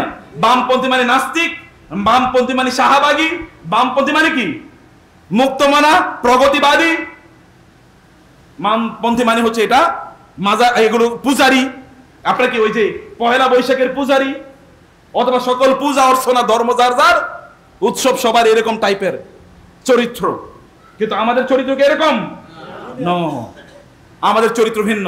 অতএব আপনি ডানপন্থী হতে হবে, আসহাবুল ইয়ামিন আসহাবুল মাইমানা, আপনি ডানপন্থী হতে হবে, ডানের দিকে এসে দাঁড়াবেন। এরপরে যদি আপনি জায়গা না পান এরপরে বামের দিকে গিয়ে দাঁড়ান, আপনি ডানের দিকে না দাঁড়ালেও আল্লাহ সুবহানাহু ওয়া তাআলা ডানের সওয়াব আপনাকে প্রদান করবেন। আর ফেরেশতারা কি করতে থাকে, যারা ডানে দাঁড়ায় তাদের জন্য, যারা প্রথম কাতারে দাঁড়ায় ফেরেশতারা তাদের জন্য আল্লাহর কাছে কি করে বলেন তো, দোয়া করতে থাকে। ফেরেশতারা দোয়া করলে কি দোয়া এটা প্রত্যাখ্যান হবে? ফেরেশতারা দোয়া করতেছে। মসজিদে মুরব্বীরা একটু আগে আসবেন, মসজিদে সময় দেন। মসজিদে বসে থাকাটাও কি ইবাদত, মসজিদে বসে থাকলে কি হয় জানেন, ইবাদত হয়, ইবাদত নামাজের সওয়াব পাবেন। রাসূলুল্লাহ সাল্লাল্লাহু আলাইহি ওয়াসাল্লাম বলেছেন, কোন একজন ব্যক্তি যদি মসজিদে থাকে নামাজের অপেক্ষায়, তাইলে কুতিবাত লাহু, তার জন্য লেখা থাকে, লেখা হয়ে যায় যে এই লোকটা নামাজ পড়তেছে। আসলে আপনি বসে আছেন কিন্তু আপনার আমলনামে লেখা থাকবে লোকটা কি নামাজ পড়তেছে। রাসূলুল্লাহ সাল্লাল্লাহু আলাইহি ওয়াসাল্লাম বললেন, হাল আদুল্লুকুম আলা মা ইয়ামহুল্লাহু বিহিন্নাল খাতায়া ওয়া ইয়ারফাউ বিহিন্নাল দারাজাত, আমি কি তোমাদেরকে এমন কাজের কথা বলবো যে কাজের কারণে আল্লাহ তোমাদের গুনাহ মাফ করে দেবেন, তোমাদের সম্মান আল্লাহ তাআলা বাড়িয়ে দেবেন? সাহাবায়ে কেরাম বলবেন, হ্যাঁ ইয়া রাসূলুল্লাহ। তিনি বললেন, ভালো করে ওযু করবা, ইসবাগুল উদুই আলাল মাকারিহি, ভালো করে ওযু করতে হবে। ওয়া কাসরাতুল খুতা ইলাল মাসাজিদি, মসজিদে বেশি বেশি যেতে হবে। ওয়া ইন্তিজারুস সালাতি বাদাস সালাতি, এক নামাজের পর আরেক নামাজের জন্য কি করতে হবে, অপেক্ষা করতে হবে। ফাযালিকুমুর রিবাত ফাযালিকুমুর রিবাত ফাযালিকুমুর রিবাত। রাসূল সাল্লাল্লাহু আলাইহি ওয়াসাল্লাম বললেন, এইটা হলো ওইরকম একটা কাজ, কাজ না করলেও সওয়াব পাওয়া যায় এরকম একটা কাজ। কাজ করে না কিন্তু তারপরে তার আমলনামায় কি সওয়াব ঢুকতেছে, এটা এরকম একটা কাজ। অথবা এটা এমন একটা কাজ, মসজিদে এসে বসে থাকে, মসজিদে আসে বসে থাকলে ফেরেশতারা আপনার জন্য দোয়া করে, বলে আল্লাহুম্মা গফির লাহু আল্লাহুম্মা আরহামহু আল্লাহুম্মা সাল্লি আলাইহি। ফেরেশতারা তার জন্য আল্লাহর কাছে দোয়া করে, হে আল্লাহ তাকে ক্ষমা করে দেন, তার উপর রহম বর্ষণ করুন, তাকে স্পেশাল এক ধরনের রহমত প্রদান করুন। এটা কে বলতে থাকেন? আল্লাহর কাছে কে বলতে থাকেন? ফেরেশতারা বলতে থাকেন। কোন মসজিদে আগে আসবেন, মসজিদ থেকে একটু পরে বের হবেন, বসে থাকুন মসজিদে, মসজিদে বসে জিকির আজকার করুন, কোরআন তেলাওয়াত করুন, তাসবিহ তাহলিল করুন। মসজিদে থাকলে আপনি আল্লাহর জিম্মাদারিতে থাকলেন। কার জিম্মাদারিতে থাকলেন? আল্লাহ। মসজিদ থেকে বের হলে তো শয়তান, কিন্তু এখানে আপনি আল্লাহর জিম্মাদারিতে এখানে থাকবেন, এখানে সময় কাটাবেন। দ্রুত এখান থেকে বের হওয়া, দেরিতে আসা, প্রথমে বের হওয়া, এরকম চরিত্র লালন করবেন না। কেউ কেউ আসেই দেরিতে যেন আগে বের হতে পারে। কেউ কেউ তো তাকবীরে মানে তিনি একামত শোনার পরে তারপরে ওযু করতে যায়। এদের নামাজে তাহলে তাদের অবস্থা কি? নামাজে তিনি কোন ক্যাটাগরির নামাজি? তিনি কোন ক্যাটাগরির নামাজি? নামাজ পড়তে হলে আপনাকে আগে আসা দরকার, নামাজ পড়তে হলে আপনাকে এর প্রতি মনোযোগী হওয়া দরকার, নামাজের ভালোবাসা অন্তরে তৈরি করা দরকার। নামাজ না পড়লে চিৎকার করতে মনে চায় কিনা বলেন তো? নামাজ পড়তে পারেন নাই, ফজর নামাজ পড়তে পারে নাই, চিৎকার করতে মনে চায় কিনা? যে চিৎকার করতে মনে না চায় তাইলে বুঝতে হবে যে নেফাকি ঢুকে গেছে। রাসূল সাল্লাল্লাহু আলাইহি ওয়াসাল্লাম বলেছেন, আশাদ্দুস সালাতি আলাল মুনাফিকিনা সালাতুল ইশা ওয়া সালাতুল ফজর, মুনাফিকদের জন্য সবচেয়ে কঠিন নামাজ কোনটা? ফজরের নামাজ এবং এশার নামাজ। আপনি সারা রাত তাহাজ্জুদের নামাজ না পড়লেও চলবে, এশার নামাজ যদি জামাতে আদায় করেন, ফজরের নামাজ যদি জামাতে আদায় করেন, সারা রাত ঘুমাইতেছেন কিন্তু আমলনামায় অটো লেখা হতে থাকবে এই লোক সারা রাত নামাজ পড়তেছে। কি মেহেরবান আল্লাহ, তাই না? কি মেহেরবান আমাদের রব। আপনি ঘুমাইতেছেন, আমলনামায় লেখা হচ্ছে এই লোকটা নামাজ পড়তেছে। কোন ব্যক্তি যদি ফজরের নামাজ জামাতে আদায় করে তাহলে কানা ফি জিম্মাতিল্লাহ, এই ব্যক্তি আল্লাহর জিম্মাদারিতে চলে যায়। আল্লাহ সুবহানাহু ওয়া তাআলা গোটা দিন জুড়ে ফেরেশতাদেরকে দিয়ে এই ব্যক্তিকে রক্ষা করে চলেন, তার কেউ কোনো ক্ষতি সাধন করতে পারবে না। বুঝেন নাই কথা? এটা আল্লাহ রাসূল সাল্লাল্লাহু আলাইহি ওয়াসাল্লাম বলেছেন, মান সাল্লাল ফজর অথবা মান সাল্লাল গাদাতা ফি জামাতিন কানা ফি জিম্মাতিল্লাহ। কেউ ফজরের নামাজ জামাতে পড়লে এই ব্যক্তি আল্লাহর জিম্মাদারিতে চলে যায়। আল্লাহ সুবহানাহু ওয়া তাআলা তাকে প্রোটেকশন প্রদান করেন, রক্ষা করেন আল্লাহ তাআলা তাকে। ফজর জামাত মসজিদে আদায় করা এটা ঈমানের লক্ষণ, এটা ঈমানের লক্ষণ যে আপনার ঈমান আছে। ফজরের নামাজ মসজিদে আদায় করতে পারা, একবার দেখবেন ফজরের নামাজ যদি মসজিদে আদায় করতে পারেন তাহলে দেখবেন যে কি ভালো লাগা তৈরি হয়। প্রিয় ভাইরা, আপনার বাসা যদি দূরে হয় তাহলে কংগ্রেচুলেশনস। বুঝেন নাই? বনু সালামা রাদিয়াল্লাহু তাআলা, বনু সালামা গোত্র, তার রাসূলকে এসে বলেন, ইয়া রাসূলুল্লাহ, মদিনা থেকে যেহেতু ইহুদিরা চলে গেছে, এখন মক্কা মদিনার মসজিদে নববীর আশপাশ জায়গাগুলো খালি হয়ে গেছে, আমরা কি এখানে আসবো? একটু আপনার কাছে এসে থাকতে চাই, মসজিদের কাছে এসে থাকতে চাই। রাসূল সাল্লাল্লাহু আলাইহি ওয়াসাল্লাম বললেন, দিয়ারাকুম তুকতাবু আসারুকুম, দিয়ারাকুম তুকতাবু আসারুকুম, দিয়ারাকুম তুকতাবু আসারুকুম। ওইখানেই থাকো, তোমরা যতটা পদক্ষেপ দেবে, প্রত্যেকটা পদক্ষেপের কারণে মসজিদে আসার জন্য যতটা পা ফেলবে, প্রত্যেকটা পা ফেলার কারণে আল্লাহ তাআলা তোমার একটা করে গুনাহ ক্ষমা করে দেবেন, একটা করে সওয়াব লিখবেন, একটা করে মর্যাদা বাড়াতে থাকবেন, এবং একজন কৃতদাস মুক্ত করলে যে সওয়াব পাওয়ার কথা, এরকম সওয়াব তোমার আমলনামায় লিখে দেবেন। আপনি 100 কদম ফিরে আসলেন, 100 পা ফেলে আপনি আসলেন, 100টা সওয়াব, 100টা গুনাহ আপনার আমলনামায় থেকে দূর করা হবে, 100টা সওয়াব লেখা হবে। কত গুনাহ করবেন? যখন কেউ সিজদায় যায়, তখন আল্লাহ রাসূল সাল্লাল্লাহু আলাইহি ওয়াসাল্লাম বলেছেন, তার সবগুলো গুনাহ আল্লাহ সুবহানাহু ওয়া তাআলা তার আমলনামা থেকে সব গুনাহ ঝরিয়ে দেন। কেউ যদি সত্যিকার অর্থে সিজদায় যেতে পারে, সিজদায় গিয়ে আপনি আল্লাহর কাছে চাইলে যা চাইবেন, আল্লাহ তাআলা আপনাকে তাই প্রদান করবেন। রাসূল সাল্লাল্লাহু আলাইহি ওয়াসাল্লাম বলেছেন, একজন ব্যক্তি আল্লাহর সবচেয়ে নিকটবর্তী হয়ে যায়, আকরাউ মা ইয়াকুনু আবদু মিনার রাব্বি ওয়া হুয়া সাজিদুন ফাআকসিরু ফিহি দুআ। সিজদার মধ্যে আপনি আল্লাহর সবচেয়ে কাছাকাছি চলে যান, সিজদার মধ্যে দোয়া করেন, বলেন আল্লাহর কাছে সিজদায় গিয়ে, আল্লাহ আমার এই সমস্যার সমাধান করে দাও, আমার এই প্রবলেম তুমি সমাধান করে দাও। আপনারা এখানে যে উদ্যোগটি নিয়েছেন, এটি বিউটিফুল উদ্যোগ, চমৎকার, অসাধারণ, আই লাভ ইট। এটা খুবই ভালো একটা উদ্যোগ আপনারা নিয়েছেন। এই যে শিশুরা অথবা অন্যান্যরা যারা তাকবীরে তাহরিমার সাথে নামাজ আদায় করেছে, তাদেরকে আপনারা পুরস্কৃত করেছেন বা পুরস্কৃত করার চিন্তা করেছেন। আব্দুল্লাহ ইবনে ওমর রাদিয়াল্লাহু তাআলা স্বপ্নে দেখলেন, সবাই স্বপ্ন দেখে। রাসূল সাল্লাল্লাহু আলাইহি ওয়াসাল্লাম প্রতিদিন ফজরের নামাজের পর তিনি সাহাবীদের পিছনের দিকে ফিরে তাকাতেন এবং বলতেন, হাল রাআ মিনকুম রুয়ান, তোমাদের কেউ কি আজকে কিছু স্বপ্ন দেখছো? তাহলে আমি কি করব? স্বপ্নের ব্যাখ্যা দেব। আমার কথা কি বুঝতেছেন আপনারা? রাসূল ফজরের নামাজের পর সবার দিকে তাকিয়ে বলতেন যে, কেউ কি কিছু স্বপ্ন দেখছো কিনা? স্বপ্নে দেখলে বলো, তাহলে আমি স্বপ্নের ব্যাখ্যা দেব। যদি কোনো সাহাবী কোনো না কিছু বলতেন, তাহলে বলতেন, আমি এই স্বপ্ন দেখছি, এই স্বপ্নের ব্যাখ্যা হলো এইটা, আমি এই স্বপ্ন দেখেছি, এই স্বপ্নের ব্যাখ্যা এইটা। যেমন তিনি একবার স্বপ্নের ব্যাখ্যা তিনি দিয়েছেন, অথবা মেরাজ থেকে তিনি ফিরে আসলেন, এসে তিনি বললেন তিনি দেখেছেন যে এক ব্যক্তি, তাকে সে পাথরের উপর গিয়ে শোয়ে, আরেকজন লোক পাথর হাতে নেয়, ওই ব্যক্তির মাথায় পাথর দিয়ে কি করে আঘাত করে, ওই পাথর দিয়ে আঘাত করার কারণে মাথাটা একেবারে চূর্ণ বিচূর্ণ হয়ে যায়, পাথরটা থেতলে গিয়ে অনেক দূরে গিয়ে পড়ে। আবার এই লোক যার মাথাটা বাড়ি দিয়ে আরেকজনে ফাটিয়ে দিল, ওই লোক এবার দৌড়ে, এই লোকে যার মাথা ফাটিয়ে গেছে, এই লোক দৌড়ে আবার পাথর নিয়ে আসে, ওই লোক এখানে দাঁড়িয়ে থাকে, তার কাছে আইবার আইনা পাথরটা দেয় যে তুমি আরেকটা বাড়ি দাও আমার মাথায়, আবার সে মাথায় এরকম রাখে, আবার বাড়ি দেয়, এরকম চলতে আছে। রাসূল সাল্লাল্লাহু আলাইহি ওয়াসাল্লাম একটু অবাক হয়ে গেলেন, জিবরিলকে বলে, জিবরিল, এই লোককে তার মাথায় এরকম থেতলে দিচ্ছে, আবার তার মাথাটা ঠিক হয়ে যায়, আবার দৌড়ে ওই পাথর নিয়ে আসে, আবার তার মাথায় ওই তার আনা পাথর দিয়ে আবার বাড়ি দেওয়া হয়, বলে এই লোক সে যে নামাজ না পড়ে ঘুমিয়ে থাকতো। ভয় লাগে না আপনাদের? নামাজ না পড়ে ঘুমিয়ে থাকতো, মানে নামাজ সবসময় পড়ে না এরকম না, মাঝে মাঝে নামাজ না পড়ে ঘুমিয়ে থাকতো, এই লোকের অবস্থা এরকম। তাহলে বাকিরা যারা নামাজ পড়ে না, তাদের অবস্থা কি কি পরিস্থিতি হতে পারে তাদের অবস্থা? রাসূলুল্লাহ সাল্লাল্লাহু আলাইহি ওয়াসাল্লাম বলেছেন, যে ব্যক্তিরা নামাজ না পড়বে, সেই ব্যক্তিরা কারা হবে? ইয়াকুনু ইয়াউমাল কিয়ামাতি মা কারুন ওয়া ফিরআউন ওয়া হামান ওয়া উবাই ইবনে কাব ও উবাই ইবনে খালফ, উমাইয়া ইবনে খালফ। রাসূলুল্লাহ সাল্লাল্লাহু আলাইহি ওয়াসাল্লাম বলেছেন, যারা নামাজ পড়ে না, কিয়ামতের দিন এই লোকেরা কাদের সাথে গিয়ে তারা দাঁড়াবে? ফেরাউনের সাথে, হামানের সাথে, কারুনের সাথে এবং উমাইয়া ইবনে খালফের সাথে।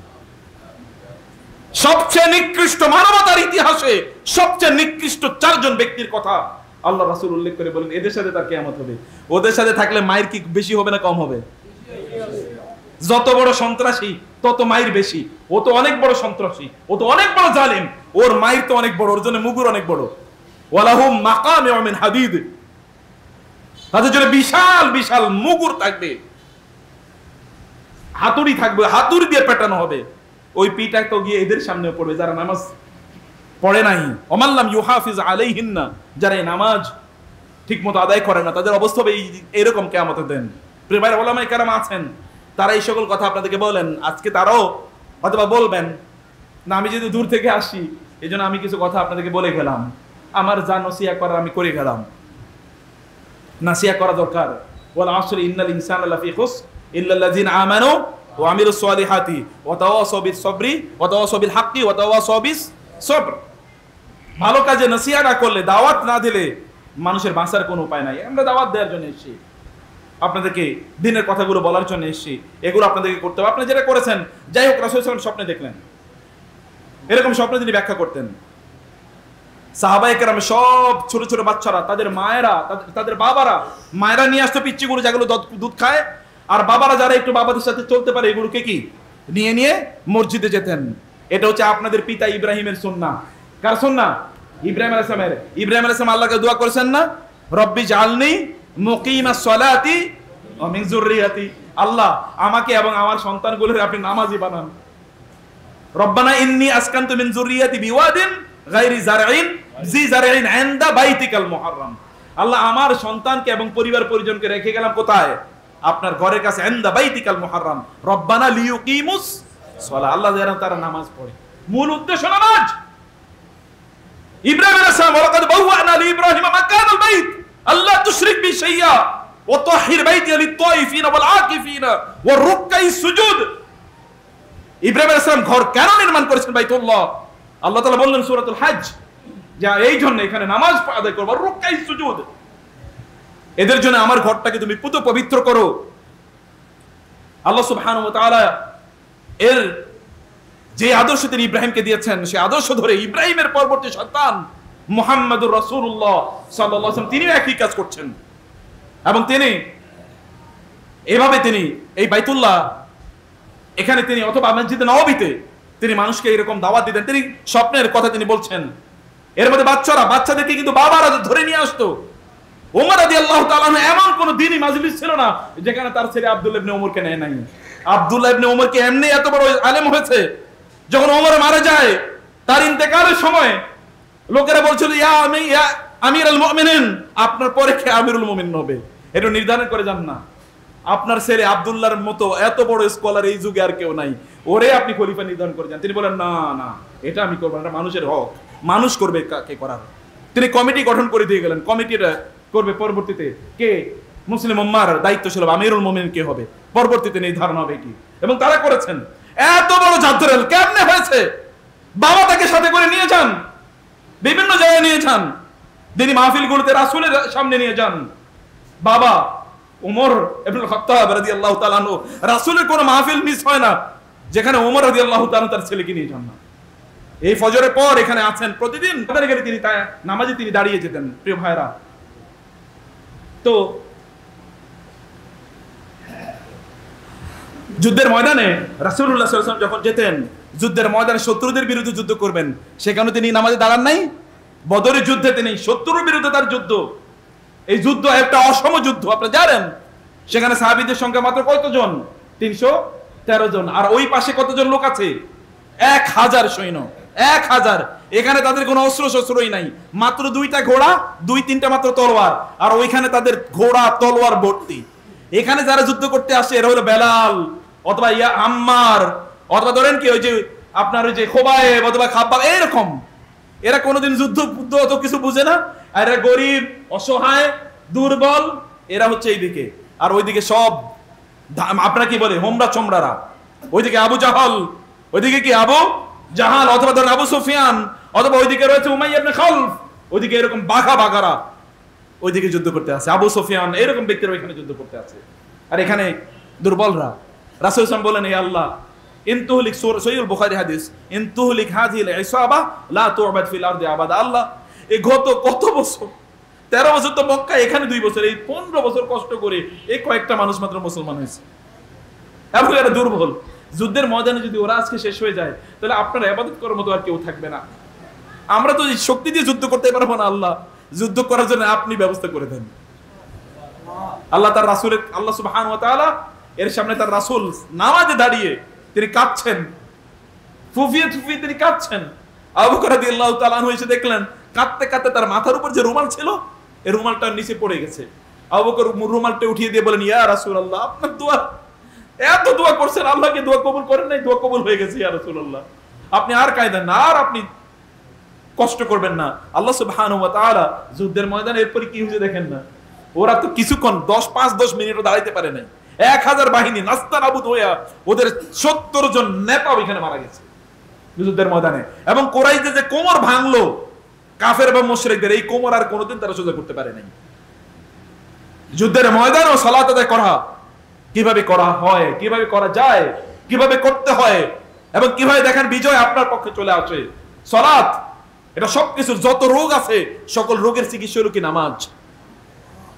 সকল রোগের চিকিৎসা কি নামাজ। সকল রোগের চিকিৎসা, এমন কোন রোগ নাই যে রোগের চিকিৎসা নামাজের মধ্যে নাই। মন খারাপ, নামাজে দাঁড়িয়ে যান। আয় ইনকাম নাই, নামাজে দাঁড়িয়ে যান। আমরা সালাতুল ইস্তিসকা নামাজে বৃষ্টি প্রার্থনার জন্য কি করি বলেন তো? বুঝেন নাই কথা? বৃষ্টি হয় না তার জন্য করি কি? নামাজ। সূর্য গ্রহণ, চন্দ্র গ্রহণ, সবকিছুর জন্য কি আলটিমেটলি নামাজ। আমাদের এটা প্রাণ, এটা অক্সিজেন, আমাদের এটা আমাদের অক্সিজেন, এটা ছাড়া আমরা বাঁচি না, এটা আমাদের লাগে। এবং এর মাধ্যমে আমাদের রবের সাথে আমাদের সম্পর্কটা থাকে। এটার নাম সালাত। সালাত এসেছে সেলা থেকে। সেলা, সেলা মানে কি? সম্পর্ক। সেলা মানে কি? সম্পর্ক, রিলেশন। রিলেশন, সম্পর্ক রাখতে হয় আল্লাহর সামনে, আল্লাহর সাথে নামাজের মাধ্যমে, অন্য কিছু দিয়ে না। এখন তো একদল লোক বাইরে এসে তারা মনে মনে নামাজ পড়ে, আর তারা কি বলে? তারা মনে করে যে তাদের আল্লাহর জিকির তাদের কলবে জারি হয়ে গেছে, এখন আর তাদের নামাজ লাগবে না। এগুলো সাক্ষাৎ শয়তান। শায়াতিনাল জিন্নি ওয়াল ইনসি ইউহুনা বা'দুহুম ইলা বা'দিন যুখরুফাল কওলি গুরুরা। আল্লাহ বলছেন শয়তান দুই প্রকার। শয়তান এক প্রকার না। শয়তান কয় প্রকার? একটা হলো জিনের শয়তান, আটা কি? মানুষের শয়তান। মিনাল জিন্নাতি ওয়ান নাস। মানুষ শয়তানগুলো বেশি ভয়ঙ্কর জিন শয়তানের চেয়ে। মানুষ শয়তানগুলো বেশি ভয়ঙ্কর।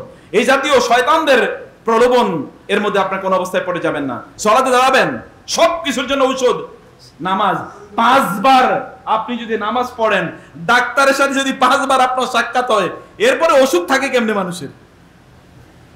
এরপরে ওষুধ থাকে কিভাবে? যে সকল লোকের, এই যে এখানে উস্তাদ আছেন, আলেম অথবা মুরব্বীরা যারা নামাজ পড়তো 5 ওয়াক্ত লম্বা সময় জুড়ে দাঁড়িয়ে থেকে নামাজ আদায় করতে, দেখবেন শারীরিকভাবে তারা কি পরিমাণ সুস্থ। কিছুদিন আগে আমি দেখেছি ওয়ার্ল্ডের সবচেয়ে বড় একটা গবেষণা সংস্থা, তারা গবেষণা করে দেখিয়েছে মুসলমানদের হাড়ের রোগ কম হয়। মুসলমানদের হাড়ের রোগ কি হয়? কম হয়। অন্যদের হাড়ের রোগ বেশি হয়। কারণ কি জানেন? কারণ মুসলমানরা নামাজ পড়ার সময় শরীরের সব অঙ্গ প্রত্যঙ্গ কোনোভাবে কি করে? কোনো না কোনো ভাবে মুভ করে। এই মুভ করার কারণে এগুলো হাড়ের রোগ কম হয় মুসলমানদের। নাইলে যে গ্রাম অঞ্চলে দেখেন আপনারা মুরব্বীরা এত ভালো দামের জিনিস খাইতেও পারেন না, এত ওষুধ টষুধ খাইতে পারেন না, তারপর আল্লাহর রহমতে সুস্থ। আর অন্যান্যদের পরিস্থিতি গিয়ে দেখেন। 2 নম্বর বিষয় হচ্ছে সালাত আপনার চেহারার ঔজ্জ্বল্য বাড়িয়ে দেয়। মুসলমানরা যত বুড়া হয় তার চেহারা তত সুন্দর হয় না কালো হয়? আর আপনাদের আশপাশে যদি অমুসলমান 2-1টা থাকে, আমি একটা হিন্দুর কথাই বললাম, যাইয়া দেখেন তো বুড়া হওয়ার পর তার চেহারা দিকে একটু তাকিয়ে দেখেন তো কেমন দেখা যায়। আমি আজকে তো বললাম, আপনারা হয়তো এতদিন মনোযোগ দিয়ে শুনেন, দেখেন নাই, এখন যাইয়া দেখেন। এখন যাইয়া দেখেন যে চেহারাটা কেমন দেখা যায়। মরার পরে ওর চেহারার দিকে তাকাইয়ান, আর মুসলমান যারা নামাজ আদায় করে মৃত্যুর পর তার চেহারার দিকে তাকিয়ে দেখেন, এখান থেকে মনে হচ্ছে আলো ঝরে আলো। কারণ আল্লাহ রাসূল বলেছেন আসসালাতু নূরুন, নামাজ এটা আলো, এটা আলোর অবস্থা তৈরি করে দেয়। আর এছাড়াও তো আপনারা জানেন ওযুর জায়গাগুলো কি হয়? গুররাম মুহাজ্জিলিনা মিন আসারি উযু। ওযুর জায়গাগুলো থেকে আলো এরকম ঠিকরে পড়বে। সাহাবায়ে কেরামরা বলেন ইয়া রাসূলুল্লাহ, কিয়ামতের দিন আপনি আমাদেরকে চিনবেন কেমনে? তিনি বলেন কেন? ওই যে গুররাম মুহাজ্জালিন দেখে আমি তোমাদের ওযুর জায়গাগুলো থেকে এরকম আলো ঠিকরে পড়বে, ওই আলো দেখে দেখে আমি বুঝতে পারবো এগুলো আমার উম্মত। নামাজের এমন কোন জিনিস নাই যেটা আপনার জন্য মর্যাদা বয়ে নিয়ে আসবে না। আপনি যদি এই কপাল যদি আল্লাহর সামনে যদি আপনি লুটিয়ে দিতে পারেন, তাহলে মনে রাখবেন এই কপাল আল্লাহ সুবহানাহু ওয়া তাআলা গোটা জীবন জুড়ে সবার উপরে আল্লাহ সুবহানাহু ওয়া তাআলা রেখে দেবেন। এই মাথা যদি আল্লাহর সামনে নত করেন, তাইলে আল্লাহ সুবহানাহু ওয়া তাআলা এই মাথা আর কারো সামনে নত হতে দেবেন না। বুঝেন নাই কথা? যেই মাথা আল্লাহর সামনে নত হয়েছে, ওই মাথা আল্লাহর কাছে এতটা সম্মানিত, ওই মাথা আর আল্লাহ তাআলা আর কারো কাছে নত হতে দেবেন না। কারো কাছে মত হতে দেবেন না। এটা আল্লাহ সম্মানিত করে দিয়েছেন, মর্যাদাবান করে দিয়েছেন এটা। আর আল্লাহর সামনে মাথা নত করবেন না, তাইলে আল্লাহ সুবহানাহু ওয়া তাআলা এমনকি কুকুরের সামনে মাথা নত করাবেন আপনাকে, অথবা গরুর সামনে। গরুর সিজদা করে না লোকেরা, করে কিনা? এরপরে নিজেরা বানায়া কিম্বুৎকিমাকার কিছু ধরনের মূর্তি বানায়, এরপরে লোকেরা সেজদা করে না। এগুলোর রুচিবান মানুষেরা করতে পারে? করতে পারে না, কিন্তু তাই করে, তারা তাই করে, উলঙ্গ হয়ে আরো কত কাহিনী করে তারা এগুলো করে। কিন্তু আপনি দেখেন কত সম্ভ্রান্ত। খুযু যিনাতাকুম ইনদা কুল্লি মসজিদিন, সুন্দর জামা কাপড় পরে আপনি মসজিদে আসেন। সুন্দর জামা কাপড় পরে মসজিদে আসার নির্দেশ কে দিয়েছেন? আল্লাহ দিয়েছেন, বুঝছেন? মুরব্বীরা ভালো করে শুনুন, মসজিদে আসার সময় কি করবেন? সুন্দর জামা কাপড় পরে আসবেন। এমন একটা টুপি পরে আসলেন, গত 6 বছর এটা ধোনো নাই, এখন এটার গন্ধে পাশে যিনি আছেন উনিও দাঁড়াইতে পারেন না। রাসূলুল্লাহ সাল্লাল্লাহু আলাইহি ওয়াসাল্লাম পেঁয়াজের মতো হালাল জিনিসকে মসজিদে আসতে নিষেধ করেন নাই? করেছেন কিনা? পেঁয়াজ তো হারাম না হালাল? হালাল। তো মসজিদে আসতে কেন তিনি নিষেধ করলেন?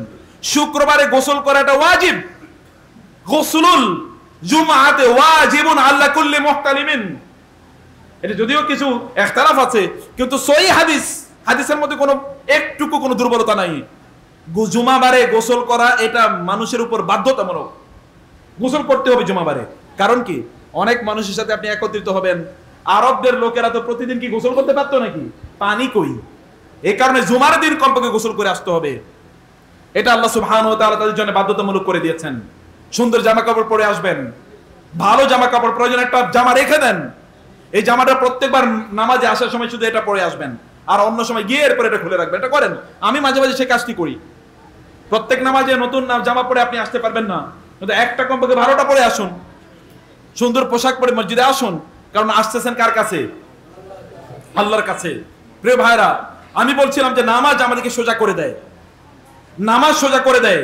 ছেলে মেয়েদেরকে, এই যে মুরব্বীরা শুনুন, ছেলে মেয়েদেরকে বিয়ে করাবেন এমন একটা মেয়েরে দেখতে সুন্দরী, কয়েকদিন পরে এই মাইয়া আপনার ছেলের রায়কা আরেকজনের নিয়ে ভাগবে। অথবা কি করবেন? টাকা পয়সাওয়ালা কারো মেয়ে বিয়ে করাবেন, এরপরে টাকার গরমে এখন আর আপনার সাথে কথা কয় না। এরকম হয় কিনা? কিন্তু আপনার করা দরকার ছিল কি? দিনদার, নামাজি, আল্লাহওয়ালা, আল্লাহকে ভয় পায়, ভালোবাসে, এরকম একটা মেয়ের বিয়ে করা। তাহলে দেখতেন গোটা ঘরটা কিভাবে আল্লাহ তাআলা শান্তি দিয়ে ভরে দিতেন। ফাসফার বিজাতিদ দ্বীন তারিবাতি ইয়াদাকা। ইয়াংরা শোনো, তোমরা বিয়ে যখন করবে দিনদার মেয়েকে জিজ্ঞেস করো তুমি নামাজ পড়ো কিনা। নামাজের সাথে কোনো কম্প্রোমাইজ নাই, নামাজের সাথে কোনো কম্প্রোমাইজ নাই। কারণ যার নামাজ ঠিক তার সব ঠিক। এই জন্য সালফে সালেহ তারা বলতেন, মান ইসতাকামাত লাহু সালাতুহু ইসতাকামাত লাহু হায়াতুহু। নামাজ ঠিক তো সব ঠিক। যে লোকের নামাজে ঠিক আছে, ওই লোক দেখবেন অন্য কোথাও তার কোনো ব্যত্যয় নাই। নামাজে ঠিক থাকলে সব ঠিক। আর নামাজে যার ত্রুটি আছে, কোন লোকের চরিত্র কেমন এটা দেখতে চাইলে দেখেন নামাজটা কি করে। যদি দেখেন নামাজে উল্টা পাল্টা আছে, তাহলে তার বিশ্বাস করার কোনো কারণ নাই, কোনো কারণ নাই তাকে বিশ্বাস করার। নামাজ ঠিক তো সব ঠিক।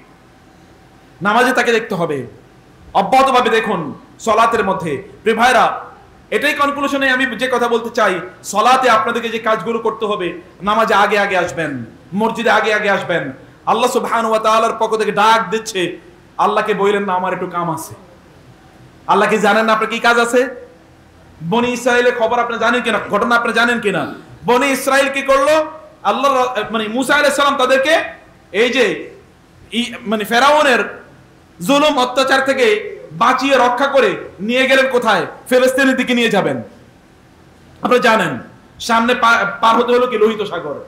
লোহিত সাগর কেমনে পার হবে? সাগর পার হতে যায় না। আবার বনি ইসরাইল দুর্বল।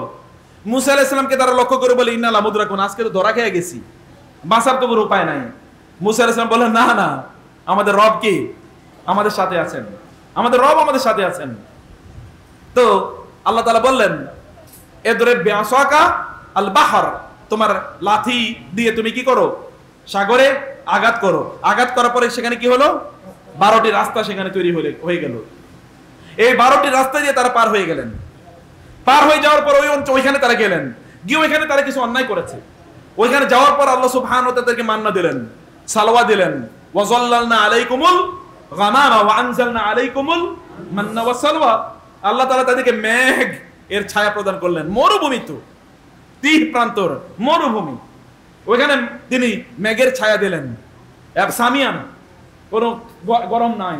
আবার তিনি কি আসমান থেকে খাবার পাঠালেন, মান্না ওয়া সালওয়া। কিন্তু এরা তো বাঁকা জাতি, ইহুদিরা হলো পৃথিবীর সবচেয়ে বাঁকা জাতি, এর চেয়ে বাঁকা আর কেউ হতে পারে না। মুসা আলাইহিস সালামের মতো নবী ওদেরকে ঠিক রাখতে পারে নাই। চিন্তা করে দেখেন, মুসা আলাইহিস সালাম ওদেরকে ওইখানে নিয়ে গেলেন, তারা ওইখানে চলছে ফিরছে, কিন্তু কয়েকদিন পরে তারা দেখলো যে ওইখানে একদল লোক কি করে, ওরা মূর্তি পূজা করে। ইহুদিরা এবার বলল, ইয়া মুসা ইজআল লানা ইলাহান কামা লাহুম আলিহা, এ মুসা ওদের এতগুলো মূর্তি, আমাদের একটা মূর্তিও থাকবে না, এটা কেমনে হয়? ওদের এতগুলো মূর্তি, আমাদেরও কি একটা মূর্তি থাকা দরকার? লাগবে না মূর্তি? আপনাদের এলাকায় মূর্তি নাই? নাই কেন? ওই যে আমরা তো দেখি বিভিন্ন অকেশনে গিয়ে ওইখানে ফুল দেওয়া হয়, ওইখানে এই করা হয়, সেখানে সেই করা হয়, বিভিন্ন টাইপের মূর্তি তো আমাদের আছেই।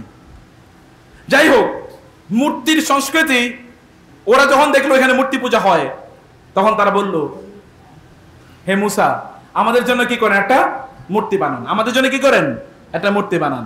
আল্লাহ সুবহানাহু ওয়া তাআলা এতটা অসন্তুষ্ট হলেন, আল্লাহ তাদের উপর বাধ্যতামূলক করে দিলেন, ইয়াতিহুনা ফিল আরদি 40 সানা, তারা ওই জমিনে 40 বছর ঘুরে ঘুরে বেড়াইতেছে। মুসা কিন্তু এর মধ্যে মারা গেছেন আলাইহিস সালাম, ওই তীর প্রান্তরে ওই জায়গায় ওরা 40 বছর ওইখান থেকে বাইরে হইতে চাইতেছে, কিন্তু বের হতে তারা পারে না, ওইখান থেকে তারা বের হতে পারে না। 40 বছর ওইখানে তারা ঘুরছিল। প্রিয় ভাইরা, আমি সেই কথাটি আপনাদেরকে সর্বশেষ যে কথাটি আমি আপনাদেরকে বলতে চাই তা হলো, কোন অবস্থায় আল্লাহ সুবহানাহু ওয়া তাআলা এর ইবাদত বাদ দিয়ে অন্য কিছুর আনুগত্য অথবা অন্য কিছুর পূজা অর্চনা করতে যায়েন না। তাহলে যে ইয়াতিহুনা ফিল আরদ 40 বছর ওরকম আল্লাহ সুবহানাহু ওয়া তাআলা যেমন ওদেরকে ঘুরাইছে, এরকম একটা ঘূর্ণায়নের মধ্যে পড়ে যাবেন। আল্লাহকে প্রাধান্য দেন, আল্লাহকে প্রায়োরিটি দেন, আল্লাহর ডাকে সাড়া দেন, সাথে সাথে দেখবেন আল্লাহ সুবহানাহু ওয়া তাআলা আপনার জন্য সবকিছু সহজ করে দেবেন। মসজিদে সবার আগে আসুন, মসজিদে সময় দেন, সুন্দর জামা কাপড় পরে আসবেন, প্রথম কাতারে দাঁড়ানোর চেষ্টা করবেন। আপনি আগে আসবেন, প্রথম কাতারে না দাঁড়ালেও প্রথম কাতারে দাঁড়ানো সওয়াব আল্লাহ তাআলা আপনাকে প্রদান করবেন। এবং যে প্র্যাকটিস আপনারা শুরু করেছেন, আপনারা ওই রকম হয়েন না, ওয়ালা তাকুনু কাল্লাতী নাকাদাত গাজলাহা মিন বাদি কুওয়াতিন আনকাসা, তোমরা ওই রকম মানুষের, ওই নারীর মতো হইও না যে নারী কি করেছে, আগে তিনি সুতা দিয়ে একটা কাপড় তৈরি করেছেন, কাপড়টা তৈরি করার পর এরপরে সবগুলো সুতা তিনি খুলে ফেলেছেন। মানে আগে ডাল চাল আলাদা ছিল, এখন এগুলোকে একত্রিত করে আবার ডাল চাল আলাদা করতেছে। এটা কি বুদ্ধিমান মানুষের কাজ? না। আপনারা যেটা প্র্যাকটিস করেছেন 40 দিন, এটা করেছেন, এখন তো আপনি জান্নাতি মানুষ, আপনাদের চরিত্রের মধ্যে এখন জাহান্নাম থেকে মুক্তি, কারণ আল্লাহ রাসূল বলেছেন। অথবা এটা আপনাদের চরিত্রের মধ্যে এখন তৈরি হয়ে যাওয়ার কথা, জান্নাতের চরিত্র আপনাদের মধ্যে তৈরি হয়েছে, এটাকে আপনারা ভুলে যাবেন না। আপনারা এতদিন যা করেছেন সেটাকে ধরে রাখুন, এবং অন্যান্যরা প্রতিযোগিতায় আবার চলে আসুন, প্রয়োজনে আবার ডিক্লারেশন হবে, আবার দেয়া হবে। আমরা চাই এই সমাজ এবং এই মসজিদ ভিত্তিক যে সমাজটি আছে, এখানকার সবাই তারা মসজিদ ভিত্তিক তারা সমাজ। এখানকার মসজিদ হলো তাদের প্রাণ, মসজিদ হলো তাদের অক্সিজেন সেন্টার, মসজিদ হলো তাদের এডুকেশন সেন্টার, মসজিদ হলো আল্লাহর সাথে সম্পর্ক বৃদ্ধির সেন্টার, কেন্দ্র। মসজিদ তারা আসে, মসজিদ থেকে তারা শিক্ষা নেয়, এবং মসজিদ থেকে তারা তাদের গাইডেন্স, তারা তাদের হেদায়েত তারা এখান থেকে গ্রহণ করে, এবং এভাবে তারা তাদের সময়গুলো কাটায়। মহান আল্লাহ সুবহানাহু ওয়া তাআলা আমাদেরকে এই সময়গুলো, আমাদেরকে এইভাবে আমাদের সময়গুলোকে কাটানো তৌফিক দান করুন। সম্মানিত মুরব্বীরা, আপনাদের জন্য কয়েকটা নসিহত আছে, বিশেষ করে আপনাদের পরিবারের জন্য। পরিবারগুলোকে ইসলামিক বানান। ইসলাম যদি পরিবারে প্র্যাকটিস না হয়, খাবার দাবার বন্ধ করে দেবেন, এটা আপনার জন্য জায়েজ আছে। বুঝেন নাই? কি করে দেবেন? খাবার দাবার। আজকে রান্না হবে না যদি এখানে ঠিকমতো নামাজ না হয়, আজকে কোরআন তেলাওয়াত না হলে এখানকার রান্না হবে না, এটা বলে দেন। যদি আপনার ব্যক্তিত্ব থাকে, আপনি কি কলুর বলদ নাকি? আপনি কি বলদদের জন্য আপনি ইনকাম করেন? আপনি কি জাহান্নামীদের জন্য ইনকাম করবেন? আপনি কাকে খাওয়াচ্ছেন ইনকাম করে? ও নামাজ পড়ে না, তারপর আপনি তাকে কেন খাওয়াচ্ছেন? আপনি খাইয়ে ওকে খাওয়া দাওয়া করে মোটা তাজা করতেছেন কি করার জন্য? কোরবানির ঈদ আসতেছে, গরু মোটা তাজা করে কি করার নেই বলেন তো? হ্যাঁ, জবাই করা হবে, তো ওরে কার জন্য মোটা তাজা করতেছেন? খাওয়াইয়া। তেল যত বাড়বে তত জাহান্নামের আগুন কি জ্বলবে। ওয়াকুদুহান নাসু ওয়াল হিজারা আলাইহা মালাইকাতুন গিলাজুন শিদাদুল লা ইয়াসুনাল্লাহা মা আমারহুম ওয়া ইয়াফআলুনা মা ইউমারুন। ওইখানকার জাহান্নামের ফেরেশতারা, তারা এরা মোটা চামড়ার অধিকারী, মোটা চামড়ার অধিকারী, প্রচন্ড কর্কশ, প্রচন্ড কর্কশ। 40 বছর পর্যন্ত তাদেরকে ডাকা হবে, ইয়া মালিক ইয়া মালিক ইয়া মালিক। 40 বছর পরে বলবে, এই বেটা কথা বলিস কেন, চুপ থাক। এইরকম কর্কশ এবং এরকম মোটা চামড়ার অধিকারী, গিলাজুন শিদাদুন। এদের জন্য কি তৈরি করছেন আপনাদের সন্তানদেরকে? খাওয়াইয়া পড়াইয়া কি করছেন? কোথাকার জন্য তৈরি করছেন? জান্নাতের জন্য তৈরি করুন। ওদের জন্য খাবার দাবার প্রয়োজন বন্ধ করে দেন। নামাজ পড়তে হবে তোমাকে, আল্লাহকে তোমাকে চিনতে হবে, বুঝতে হবে। আল্লাহর ঘরে নিয়ে যান, অথবা যেখানে দৈনিক জ্ঞান অর্জন করা হয় এরকম জায়গায় তাদেরকে নিয়ে যাবেন। এলাকার মুরব্বীরা, কোন এক সময় দেখতাম মুরব্বীদের ভয়ে পোলাপাইন দৌড়ে পালায়, এখন মুরব্বীরা পোলাপাইন ভয়ে দৌড়ে পড়ায়। কারণ আপনার সামনে পোলাপাইন কিভাবে মদ খায়, কিভাবে জুয়া খেলে, কিভাবে তারা নামাজে না এসে তারা ওইখানে আড্ডা দেয়, কিভাবে তারা ইয়াবা খায়, আপনাদের সামনে কিভাবে এটা ঘটে? আপনার কি পুরুষ না? আপনাদের পৌরুষত্ব নাই, ব্যক্তিত্ব নাই আপনাদের? আপনারা সংঘবদ্ধ হতে পারেন না? আমাদের সমাজটাকে আমরা নির্মাণ করতে চাই, এটা তো আপনি করতে পারেন। সাহাবায়ে কেরামদের সমাজ কেমন ছিল সেরকম তাদেরকে তৈরি করুন। ওদেরকে মসজিদে ভালোবেসে নিয়ে আসুন। মসজিদে বাচ্চারা আসলে ওদেরকে গালিগালাজ করবেন না, রাগারাগি করবেন না, ভালোবাসা দেন, শিশুদেরকে ভালোবাসা দেন, ওদেরকে আদর করুন। রাসূল ইসলাম শিশুদেরকে আদর করতেন, ইয়া গোলাম, ইয়া গোলাম, ইয়া বুনাইয়া, ইয়া ইবনি, হে সন্তান, হে আমার প্রিয় সন্তান, হে বাচ্চা, হে শিশু, হে বালক, এভাবে বলতেন রাসূলুল্লাহ সাল্লাল্লাহু আলাইহি ওয়াসাল্লাম। তিনি বলতেন, রাসূলুল্লাহ সাল্লাল্লাহু আলাইহি ওয়াসাল্লাম, আল্লাহ তাআলা বলেছেন কিভাবে সন্তানদেরকে ডাকতে হয়। ইয়া বুনাইয়া ইন্নী আরা ফিল মানাম, ইয়া বুনাইয়া লা তুশরিক বিল্লাহ। সন্তানদেরকে ডাকার জন্য ভালোবেসে তাদেরকে ডাকতে হয়, এটা বলা। আমাদের পিতামাতারা সন্তানদের সাথে উত্তম আচরণ করতে জানি না। আমি বলছি এক্সট্রিমটা, ওদেরকে ডাকবেন ডাকবেন ডাকবেন। 3 বছর জুড়ে তাদেরকে ডাকার কথা আল্লাহ রাসূল বলেছেন। আপনি তাদেরকে স্কুল, কলেজ, ইউনিভার্সিটি যেখানে পাঠান কোনো আপত্তি নাই। যদিও ইউনিভার্সিটিগুলোতে আপনাদের সন্তানরা পড়তে গিয়ে কি করতেছে এটা তো আপনারা বুঝতেছেন এখন। আমি নিজে তো 25 বছর ইউনিভার্সিটিতে পড়াই, আমি জানি হোয়াট হ্যাপেন্স ওভার দেয়ার। বুঝতে পেরেছেন? সেখানে আপনি দিনের কথা বলতে পারবেন না। দিনের কথা বললে সেখানে আপনার বিভিন্ন ধরনের সমস্যা তৈরি হবে। এখানে সব কিছু চলবে, সেখানে সিনেমা, নাটক, গান, বাদ্য, কনসার্ট ইত্যাদি চলবে, কিন্তু ইসলাম চলবে না, সোজা কথা। যাই হোক, অতএব আপনি তাদেরকে দিন শেখান, দিনকে প্রায়োরিটি দেন। এবং আল্লাহ সুবহানাহু বলছেন, লা নাসআলুকা রিজকা, আমি রিজিক চাই না, বরং আমি তাদেরকে রিজিক দেই। সে কারণে আপনাদের সন্তানদের ওদের সময়গুলো কিভাবে কাটে বাসায়, ওরা কি কোরআন তেলাওয়াত করতে জানে? যদি কোরআন তেলাওয়াত না করতে জানে তাহলে আপনার কান্না দরকার, আপনার চোখ থেকে পানি না পড়ে রক্ত পড়ুক। এত বেশি কান্না করুন না আপনি, কারণ আপনি তাকে দিন শিখাইতে পারলেন না, কোরআন শিখতে পারলেন না, কোরআন পড়তে জানে না। এটা কিভাবে সম্ভব? ও বাংলা পড়তে জানে, ও ইংরেজি পড়তে জানে, ও হিন্দি জানে, সিনেমা দেখতে দেখতে হিন্দি শিখে গেছে, অথচ আল্লাহর কিতাব পড়তেই জানে না। আপনি কি জবাবদিহি করবেন আল্লাহর কাছে? মসজিদ কি নাই? ওলামায়ে কেরামরা কি নাই? তারা কি সময় দেওয়ার জন্য রাজি না? তারা তো রাজি, তাহলে আপনি কেন নিয়ে আসেন না তাদেরকে মসজিদে? অন্য সব শেখার জন্য সব কিছু রাজি, কিন্তু এখানে আপনি আনেন না। সালাফরা, সাহাবায়ে কেরামরা কোন ইউনিভার্সিটিতে পড়েছে? সারা পৃথিবী কিভাবে তারা দখল করেছে, সারা পৃথিবী কিভাবে তারা জয় করেছে বলেন? কিসের উপর ভিত্তি করে? সাহাবায়ে কেরামরা গোটা মানবতার আদর্শ, কে তাদেরকে জ্ঞান প্রদান করেছেন? ওয়াত্তাকুল্লাহ ওয়া ইউআল্লিমুকুমুল্লাহ। আল্লাহকে ভয় পাইলে আল্লাহ এমনি জ্ঞান বাড়িয়ে দেয়। আল্লাহকে ভয় পাইলে আল্লাহ এমনি জ্ঞান বাড়িয়ে দেয়। অতএব আল্লাহ সুবহানাহু ওয়া তাআলা সম্পর্কে তাদেরকে চেনান, ওদেরকে কোরআন ওদেরকে শেখান, এবং ওরা যেন সিনেমা, নাটক, গান, বাদ্য ইত্যাদিতে যেন আসক্ত না হয়ে যায়। এগুলো আপনাদের কাজ, আপনাদের দায়িত্ব। এখন তো গ্রাম অঞ্চলে এখন ইন্টারনেট ফ্রি, মানে অ্যাভেলেবল, ফ্রি মানে অ্যাভেলেবল পাওয়া যায়। বাসায় ইন্টারনেট নিয়ে দিয়েছেন, এখন বউ সিনেমা দেয় এবং বউ মানুষের সাথে কথা কয়, মানে পুরুষদের সাথে কথা বলে বিভিন্ন জায়গায়, আপনার মেয়েও কথা বলে, ছেলেও কথা বলে। এটা একটা মনে হচ্ছে কি এটা এমন একটা জায়গা যেখানে সবাই জেনার মধ্যে লিপ্ত, এটা জেনার হাউসে পরিণত হয়েছে। জেনা কেবলমাত্র শরীরের একটা অঙ্গ দিয়ে হয় না, চোখ দিয়ে জানা হয়, মুখ দিয়ে জানা হয়, কান দিয়ে জানা হয়, হাত দিয়ে জানা হয়, পা দিয়ে জানা হয়, বিবেক আমাদের ব্রেন দিয়ে জানা হয়, সব জায়গায় দিয়ে জানা হয়। ওরা তো জানা করতেছে প্রত্যেকটা মুহূর্তে। এই মহিলাদেরকে যে উলঙ্গ, অর্ধ উলঙ্গ মহিলাদেরকে দেখে জানা কি হয় না? আর গান বাদ্যতে ওরা আসক্ত হয়ে আছে। এখন বিশেষ করে নতুন একটা সংস্করণ আসছে, বিটিএস। মুরব্বীরা বুঝবেন না, এটা হলো শরীফ থেকে শরীফা হওয়ার গল্প। একদল পোলাপাইন আছে, এগুলো হচ্ছে কোরিয়ান, এগুলো মূলত ছেলে, কিন্তু ওরা মেয়েদের মতো হয়ে গেছে। ওরা দুল পরে, আবার বালা পরে, আবার ওরা লিপস্টিক দেয়, ওরা চুলগুলো বড় রাখে এবং অঙ্গভঙ্গ করে মহিলাদের মতো। আপনারা ছোটবেলায় বলেন না, এই মিয়া তুমি কি মাইয়া মানুষ নাকি, তুমি এমনি চলো কি? বলেন না আপনারা? বলতেন না? তুমি তো পুরুষ মানুষ, পুরুষের মতো করে চলো, এগুলো বলতেন কিনা? আমরা তো শুনতাম আপনাদের কাছ থেকে, তুমি মাইয়ার মতো করে চলো কেন? তুমি কি মাইয়া মানুষ নাকি? তুমি তো পুরুষ মানুষ, বেটা মানুষ, বেটার মতো করে বলো, চলো।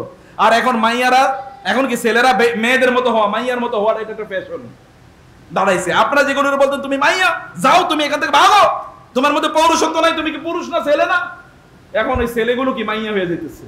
এই মেয়ে, ছেলেরা মেয়ে হচ্ছে, এরা গান গায় অথবা ছেলেরা মেয়েদের মতো করে অঙ্গভঙ্গি করে, এগুলো মনে হচ্ছে যেন কি অ্যাবনর্মাল, বুঝেন না আপনারা অ্যাবনর্মাল, মনে হচ্ছে যেন এটা প্রতিবন্ধী, মানে এমন অঙ্গভঙ্গি করবে মনে হচ্ছে এটা প্রতিবন্ধী টাইপের। এগুলোর আসক্ত হলো এখনকার ইয়াং পোলা পায় না, বিশেষ করে মেয়েরা এগুলো বেশি আসক্ত। আপনার বাসার মাইয়ারা দেখবেন, আমি বলছি বিটিএস, আপনি মনে এটা খায় না মাথায় দেয়, আপনি বুঝেন নাই। বাসায় গিয়ে আপনার মাইয়ারে বললেন যে বিটিএস কি, ও বলবে ও বাবা তুমি এটাও জানো, আমার খুবই ফেভারিট। অলরেডি জাহান্নামে চৌরাস্তায় চলে গেছে অলরেডি। বন্ধ করেন এগুলো, ইন্টারনেট বন্ধ করে দেন প্রয়োজনে বাসায়, আপনার প্রয়োজন নাই। ওদেরকে বাঁচান প্লিজ। কু আনফুসাকুম ওয়া আহলিকুম নারা, তোমাদেরকে বাঁচাও, তোমাদের পরিবার, তোমাদের সন্তান সন্ততি, তাদের সবাইকে জাহান্নাম থেকে বাঁচাও। আল্লাহ তুমি আমাদেরকে কবুল করে নাও, সবাইকে বাঁচাও আল্লাহ, তুমি আমাদের প্রজন্মগুলোকে বাঁচাও, আমাদের দেশকে রক্ষা করো, আমাদেরকে বৃষ্টি দাও আল্লাহ।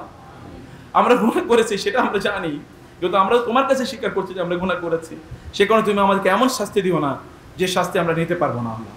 অন্যদেরকে যেভাবে শাস্তি দিয়ে ধ্বংস করে দিয়েছো সেভাবে আমাদেরকে তুমি শাস্তি দিও না আল্লাহ। তুমি আমাদেরকে রক্ষা করো, আমাদেরকে তোমার রহমতের ছায়ায় তুমি আমাদেরকে নিয়ে আসো আল্লাহ। এই মসজিদের যে আয়োজনটাকে কবুল করো না আল্লাহ। আল্লাহ যারা এর মধ্যে সালাত, তারা তাকবীর উলার সাথে, জামাতের সাথে তারা 40 দিন নামাজ আদায় করার মাধ্যমে তারা অভ্যস্ত হয়ে পড়েছে, আল্লাহ তুমি তাদের ইবাদতগুলো কবুল করে নাও। যারা এই আয়োজন করেছেন আল্লাহ, তাদেরকে তুমি বারাকা দিয়ে পূর্ণ করে দাও, এমন আরো বেশি আয়োজন করার তৌফিক তাদেরকে দান করো আল্লাহ। সমগ্র বাংলাদেশে এরকম আয়োজনের জন্য ছড়িয়ে যায় আল্লাহ। এটাকে তুমি ইন্সপায়ারেশন এবং এক্সাম্পল হিসেবে, তুমি এটাকে উসওয়া হাসানা, উত্তম একটা উদাহরণ হিসেবে আল্লাহ তুমি এটাকে কবুল করে নাও, উত্তম আদর্শ হিসেবে কবুল করে নাও আল্লাহ। আল্লাহ আমাদের এই অঞ্চলের সকল যুবকদেরকে কবুল করে নাও, ওদেরকে তুমি খালেদ ইবনে ওয়ালিদের মতো বানিয়ে দাও আল্লাহ। তুমি কমপক্ষে একরামা যারা ফিরে এসেছে, ইসলামের শ্রেষ্ঠতম মুজাহিদ হয়েছেন, তাদের মতো করে তুমি বানিয়ে দাও আল্লাহ। আল্লাহ তুমি তাদেরকে ইবনে তাইমিয়ার মতো করে দাও, আহমদ ইবনে হাম্বলের মতো করে দাও, ইমাম আবু হানিফার মতো জ্ঞানী করে দাও আল্লাহ। তুমি ইমাম গাজালির মতো বিদ্যান করে দাও আল্লাহ, মুসলিম স্কলারদের মতো মেধাবী করে দাও আল্লাহ। আল্লাহ তুমি আল্লাহ ওয়ালা যারা রয়েছেন ছিলেন আল্লাহ, তুমি তাদের মতো তাদেরকে প্রজ্ঞাবান এবং তাদেরকে আবেদ হিসেবে কবুল করে নাও আল্লাহ।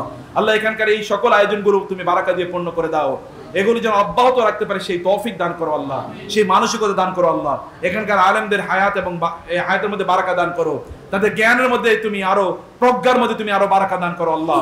তাদের দাওয়াতি কাজগুলো যেন আরো শক্তভাবে তারা করতে পারেন, সেই তৌফিক এবং শক্তি তাদেরকে বাড়িয়ে দাও আল্লাহ। আল্লাহ তাদের প্রত্যেকটা প্রচেষ্টাকে তুমি কবুল করে নাও। এখানকার মুরব্বীরা যারা আছেন তাদের ঈমানি চেতনা বাড়িয়ে দাও, যুবকদেরকে তুমি কবুল করে নাও, নারীদেরকে তুমি জান্নাতি চরিত্র প্রদান করো আল্লাহ। আল্লাহ যারা মৃত্যুবরণ করেছেন তাদেরকে তুমি ক্ষমা করে দাও, যারা বেঁচে আছে তাদেরকে ঈমানের উপর তুমি রাখো আল্লাহ। আল্লাহ যারা আমরা এখনো দিন ভালো করে বুঝি না, তাদেরকে দিন ভালো করে বুঝার তৌফিক দান করো আল্লাহ। এই মসজিদকে তুমি এডুকেশনাল সেন্টার, আমাদের জন্য বিশ্ববিদ্যালয় হিসেবে কবুল করে নাও আল্লাহ। এখানে যেন সকল শিক্ষার আয়োজন হয়, সেই তৌফিক এখানকার আয়োজক কমিটিকে তুমি প্রদান করো আল্লাহ। আল্লাহ আমাদের এই প্রচেষ্টাগুলোকে তুমি কবুল করে নাও আল্লাহ।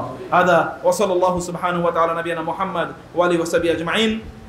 সুবহানাকাল্লাহুম্মা ওয়া বিহামদিক আশহাদু আল্লা ইলাহা ইল্লা আনতা আস্তাগফিরুকা ওয়া আতুবু ইলাইক। ওয়াসসালামু আলাইকুম ওয়া রাহমাতুল্লাহি ওয়া বারাকাতুহু।